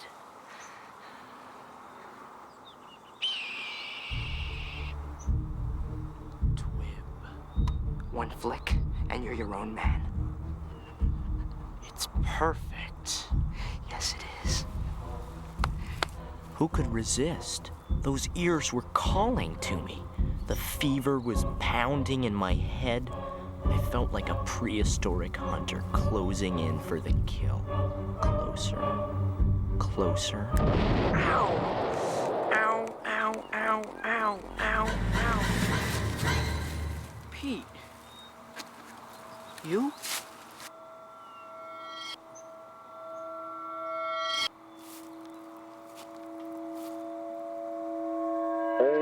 Never talk to you again.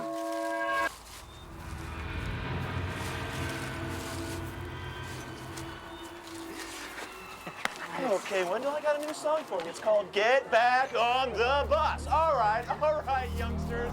Now, With just one flick of my finger, I had sent Mark Twibb over the edge. And as we got back on board, he was gonna make sure none of us ever got off that bus again. If you're happy and you know it, clap your hands. If you're happy and you know it, clap your hands. If you're happy and you know it and you really want to show it. If you're happy and you know, clap your hands. If you're happy and you know, clap your hands. If you're happy and you know, clap your hands.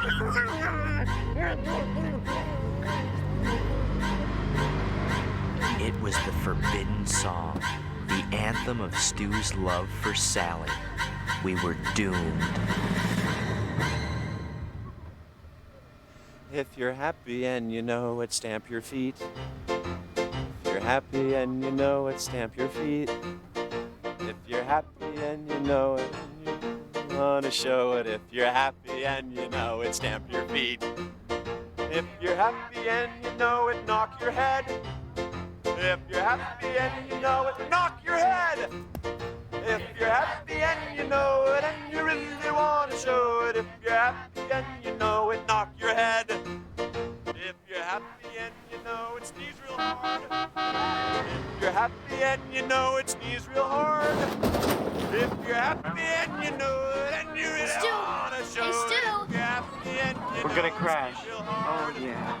If you're happy and you know it's all for. If you're happy, Stu, hit the brakes. But there was only one person who could snap Stu out of it. Havana, Havana, Gila, Havana, Gila, Havana, Gila, Havana, Havana, Gila, Havana, Gila, Havana, Gila, yeah! It didn't work. Sing another one. Sing! Somebody do something!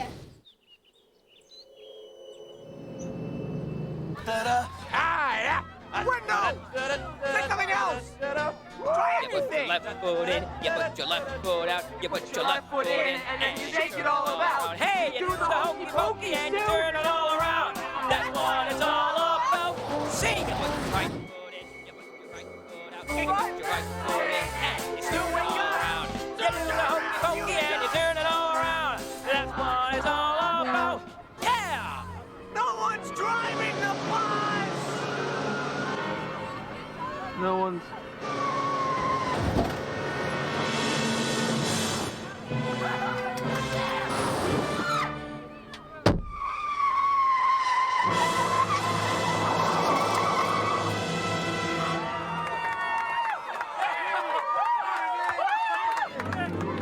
And just like that, it was over. We journeyed to the outer limits of our own souls and came out safely on the other side. Officers!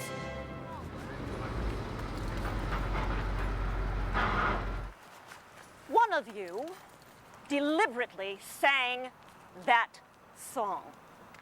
Whoever you are, you're going to pay for the whole class. You'll receive an F for the project. Poor Mark. And 4 weeks detention. I felt sick inside. My stupid twib had driven Mark to do it. Why should he take the blame? Who is the culprit? Speak up! Wrigley, what are you, out of your mind?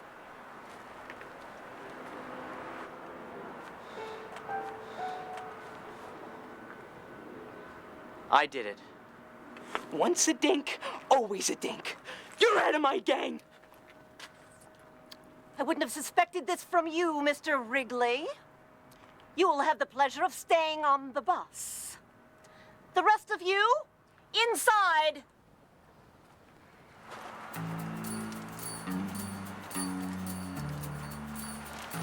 Why? I shouldn't have flicked you, Mark. You didn't deserve that. Sorry. I'm sorry too. I shouldn't have sent that note to Ellen. You sent the note? I guess it was wrong. I thought you guys were just friends. Well, we are. I mean, we were. I understand. You know, I think I'll just let you two figure that out, okay?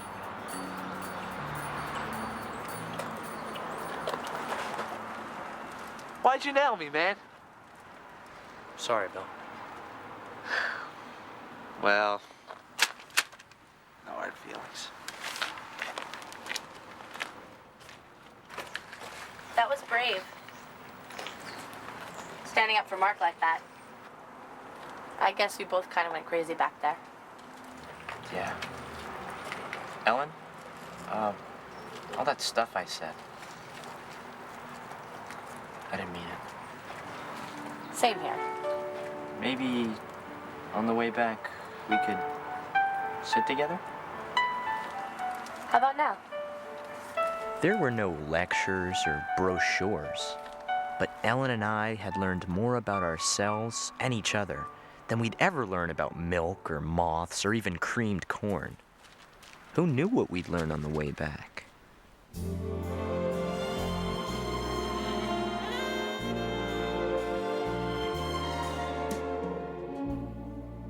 Cobwebs in the rain, making patterns as we walk down Lover's Lane. Seems that each new step is somehow preordained. I've not traveled this way before.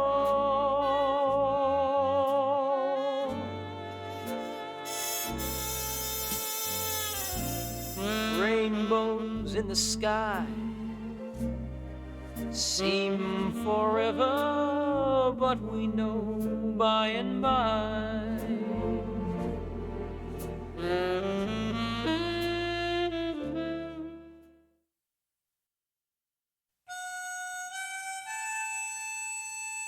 It comes out of nowhere. It strikes without warning. It's that soul-sucking stretch of the school calendar between President's Day and Easter. No holidays, no vacations. You know the side effects. First, the body goes loco, followed soon after by the brain. Only the strong survive, like Monica Perling. She uses her Krebs Scout training to find precious nutrients. Even a juggernaut like my brother Pete feels the hurt. Normally, he strikes fear in the heart of all teachers. Pete Wrigley? But during those Death Valley days, the Pete just gets burned out of him. This year was worse than ever. Pete's prayers for an air raid or a snow day had gone unanswered. Until one mind-melting day when an answer arrived like a message from heaven. They were 2 words, the 2 words that give us all hope. Sick day.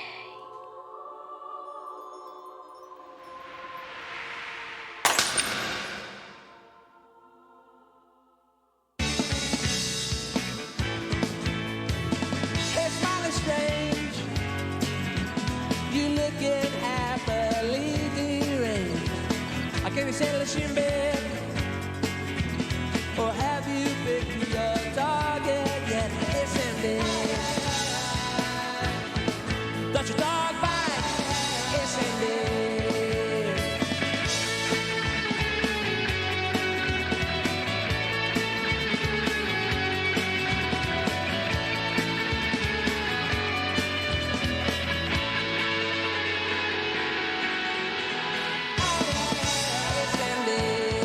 Does your dog bite?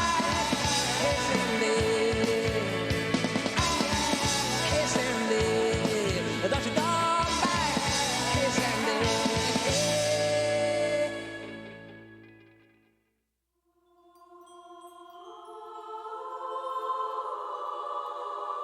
In Spain, it's called Dia Enfermo. In Hungary, it's Beteg Nap. Around here, it's just known as the sick day. If you're really sick, it can save your life. But if you're not, well, that's another story. This story. It starts by picking the right disease to fake. You know the classics: colds, earaches, pink eye, and the ever-popular diarrhea. Pete had tried all those. It was time for something big. Food poisoning? That's a triple Yui. Unusual, unpredictable, undetectable. Gets me 2 days, easy. You're going for a double dipper? If Pete could get 2 days off, he'd be a sick day legend, like Len Tinglehoff, who used mind control to keep his temperature at 101 degrees for 3 days. Or Margaret Stang, who epoxy glued her teeth together and got to drink lamb chops through a straw. Then there's Dewey Munson, who faked his own death. Dewey was last seen in Flagstaff, where he lives with his aunt and calls himself Gene. But here in Wellsville, on one fateful Tuesday at precisely 0700 hours, the brothers Pete launched Operation Tapioca.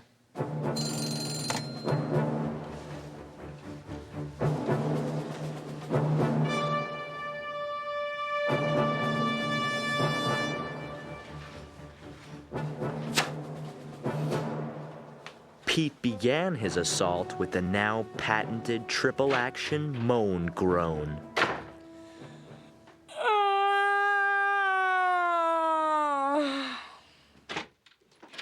Pete, something wrong? My guts, they're boiling. Mom was a seasoned warrior of the sick day and came on strong with a three-pronged attack. Glands, temperature, pulse. I don't think you have a bug, and neither does Petunia. And it wasn't something you ate last night, because we all had the same thing. Ooh, time to get up. Today's a school day. She was walking right into his trap. Maybe it was the tapioca. Tapioca? Yeah, I had some last night. The tapioca. It was Pete's secret weapon. You see, a few days earlier, Pete got a grocery clerk to smuggle him a label from an expired can of tapioca. Remember, if you get busted, this never happened. What never happened? Then, he stuck the label on an empty can. That's where I came in. While Pete lured Mom to our bedroom, I made the drop. Honey, I just talked to Dr. Volker. He said you probably have a mild case of food poisoning. Nothing serious, but I want to keep you home. But, Mom, we're doing negative fractions. Negative fractions will wait. You stay in bed. I'll call Aunt Janet and tell her I can't make it to the baby shower.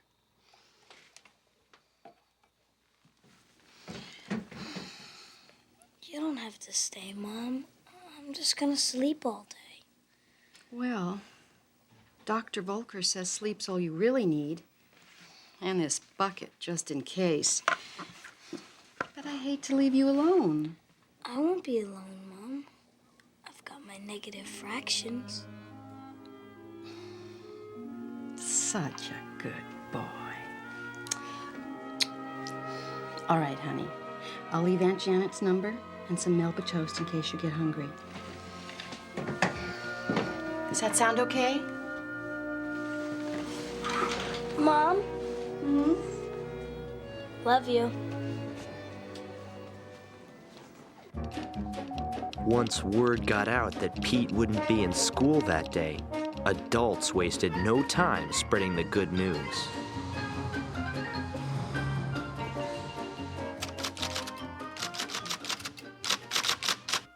It can't be!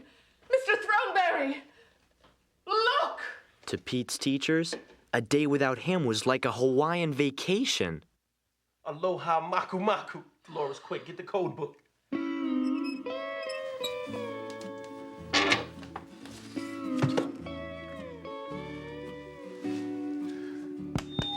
Attention, all faculty members. Attention, all faculty members. Kalui Amatutu.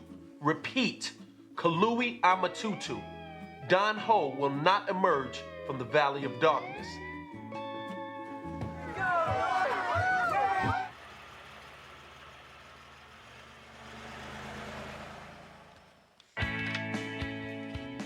Hello, Freedom.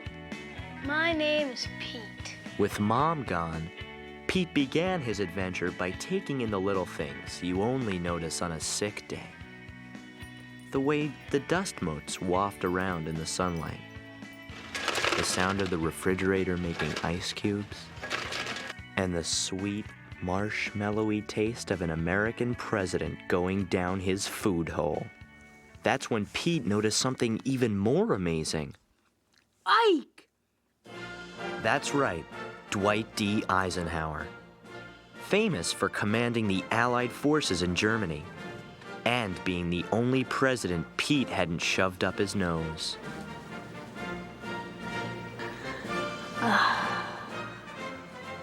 Hail to the chief. But like the Allied forces at Normandy, Ike was there to stay.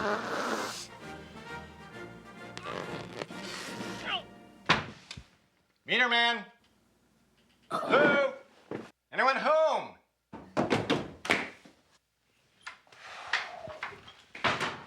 Hey, Ray. Jeez. It must be 73.1 degrees in here. What is this, Jocko, the equator? You people burn more fuel than the sun. What do you think this country's made out of? Energy? I've got other problems, Ray. Look, What do you got? A little congestion up there? President Eisenhower. He's stuck. That was a man who knew the value of a kilowatt hour. Okay, enough chin music, Red. Time is energy. Let's see what you got over here. Okay, let's see what you got here, Johnny. Let's just see what you got. There's something you should know about Meter Man Ray. When he checks your electric meter, he sees more than the passing of kilowatt hours. He sees the future.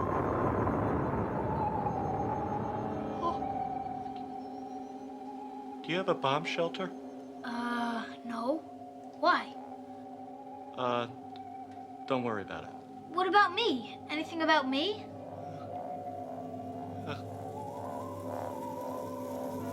I see you with Martin Van Buren, our 8th president.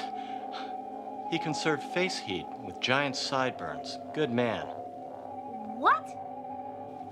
Oh, he's gonna lead you to the promised land. Promised land? I'm not going anywhere. I'm faking sick. The wheel has spoken. It also says your kilowatt usage is up 3%. Tell me, Chief, you folks ever think of using dimmer switches in here? No, but I'm not going outside. What if someone sees me? It's too risky. That's fine with me, Professor. If you knew how much heat escapes from the top of your head, woo-hoo, that would make you sick for real. Well, see you next month, Skipper. Skipper really wasn't going anywhere until he saw it. The Excalibur 2000, the most powerful garage door opener known to mankind. Only Dad was allowed to wield its mighty power, but no one was home. Pete had to try it. He was gonna break the cardinal rule of faking sick. He was going to go outside. Pete knew that by going outside, he risked blowing his whole sick day scam. But he had seen the Excalibur TV commercial too many times to turn back now. Excalibur, Excalibur, Excalibur, mightiest opener in the land, opens the door with a touch of your hand. Excalibur, Excalibur, its laser shoots through anything, its power will make you feel like a king. Excalibur, Excalibur. Excalibur! Chapter 8. Couldn't fit an oversized envelope in the Chakotay's mail slot. When will they ever learn? Note. Found a brown mitten on the sidewalk. Somewhere a child walks with one cold hand. I will do what I can. Also note, Pete Wrigley spotted. Appears to have Vegas funny man Don Rickles up his nose. No, Eisenhower. Make that Eisenhower. 35th president, had his own stamp. More on that later. What are you doing? Oh, along with the swift completion of my appointed rounds, I'm dictating the story of my life. It's called Stand and Deliver, the Male Woman McGinty Story. What are you doing? Faking sick. While faking sick, Pete Wrigley has broken the cardinal rule and gone outside. Let me know how you do for my book. I'll send you a letter. Wish me luck. I'll do better than that. Any trouble? I'll send up a flare. Keeps the dogs in line. Okay, bye. Goodbye. Pete knew he should have gone home right then and there. But he had tested the limits of the Excalibur. Now he wanted to test himself. It was the biggest risk in the world. But then, I guess that's why my brother did it. At precisely 1300 hours, the enemy was sighted. Death Star. His top secret mission? Well, he just wanted to see how his friends were doing. Except for a strange Hawaiian theme, it was pretty much what he expected. Clem had been reduced to bearded goo, while Monica continued her fierce struggle for survival. It was a horror show he'd seen before, but as he took one last look, something new caught his eye. Glenn Wordle. Since the second grade, Glenn had sat behind Pete, but they'd never talked, not once. All Pete knew about him was that he ate plaque candy, the stuff the dentist gives you to find the gunk on your teeth. It might have been because it was a sick day, but suddenly Pete saw Glenn in a whole new way. Who was the kid behind the teeth? Pete had to know. Come out with your hands up. We've got the place around. Gotcha, man. I toasted you. I set the toaster on medium brown, pushed down the plunger, and toasted you for breakfast.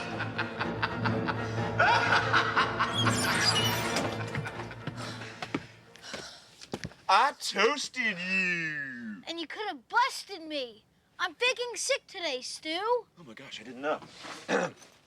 Everything is fine in here. There are no dangerous fugitives or anything like that. No, sirree, Bob. I got you covered. I'm sorry. I guess I'm just a little bored. What do you do all day when we're in school?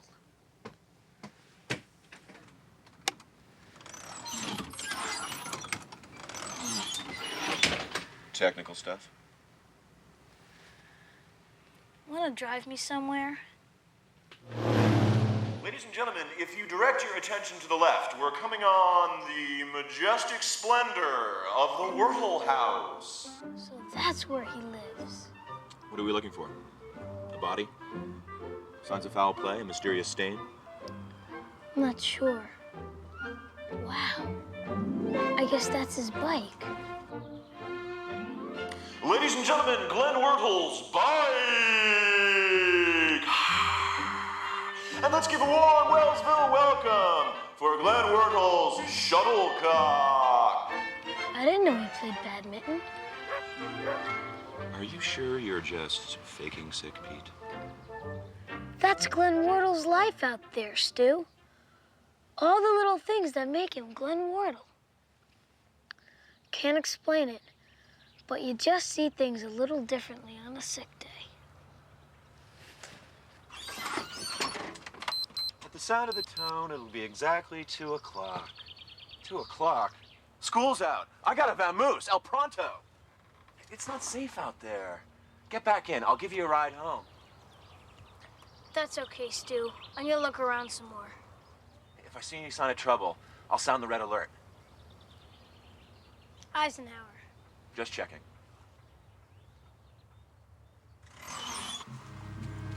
Pete knew he was pushing his luck, but before he went home, he had to find out a little bit more. Something that would unlock the mystery of Glenn Wordle's Wordleness. No way. Martin Van Buren. Not only was he our 8th president, he was the name Meterman Ray had mentioned in his prophecy. What does it mean? While Pete pondered the future, the present decided to say hello.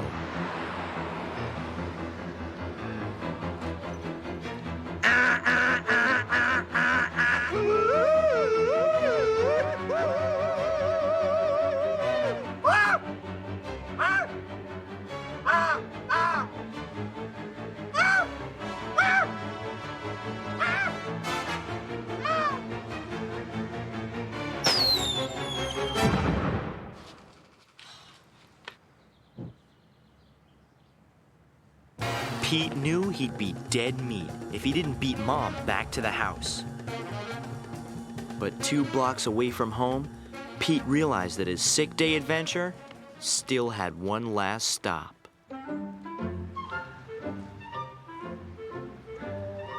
Hey, Glenn.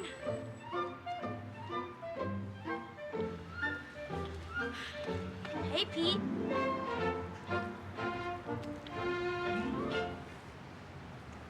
Hi, Pete. Hey, Glenn. How's the plaque? Not bad. Want some plaque candy? I got extra. Sure. Thanks. Hey, isn't that Eisenhower? Yeah, it is. I don't know how we got up there. Yeah, I got Harry Truman stuck up my nose once. Really? How'd you get him out? Static electricity. I just rubbed my feet on a rug, touched the doorknob, and fired. Really? That works? Yeah. Just the other day, I had to blast out Martin Van Buren? Yeah, Van Buren. How'd you know? Just a guess. Hey, Pocahontas, you better hurry. Your future's looking dim. Look, I gotta go. I'll see you soon. Tomorrow.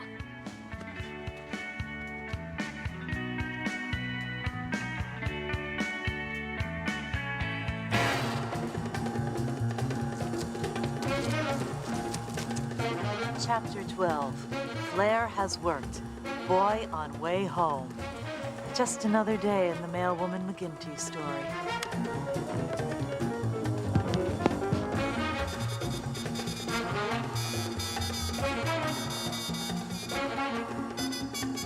Pete, where you been? Doc! You can thank me later. He was home free. There was no way Mom would know he'd even left his bed. Then he realized his fatal mistake. The garage door, I left it open. As powerful as the Excalibur was, he couldn't get a clear shot at the door. If Mom saw it open, he'd be busted for sure. His only hope was to ricochet the beam off the plate in Mom's head. Sorry, Mom.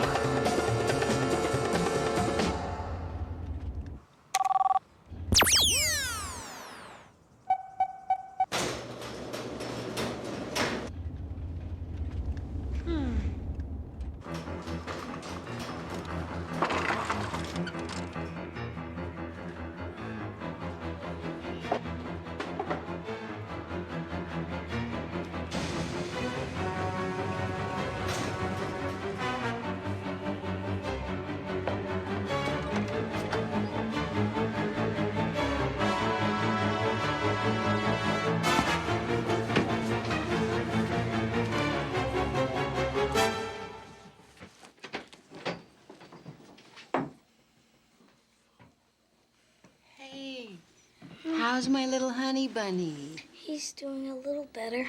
Good. Another day's rest, and you should be back on your feet. Actually, I'm feeling a whole lot better, thanks to the Melba toast. I might even be able to go back to school tomorrow. Well, we'll see. Meanwhile, you go back to sleep.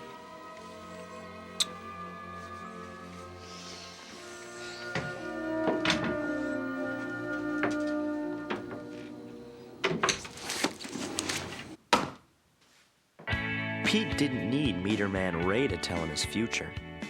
He knew exactly what the next day would bring. Thanks to his sick day, he'd have a new friend, a newly enlarged left nostril, and best of all, a brand new way of looking at the world. They're playing in Central Park. It's a town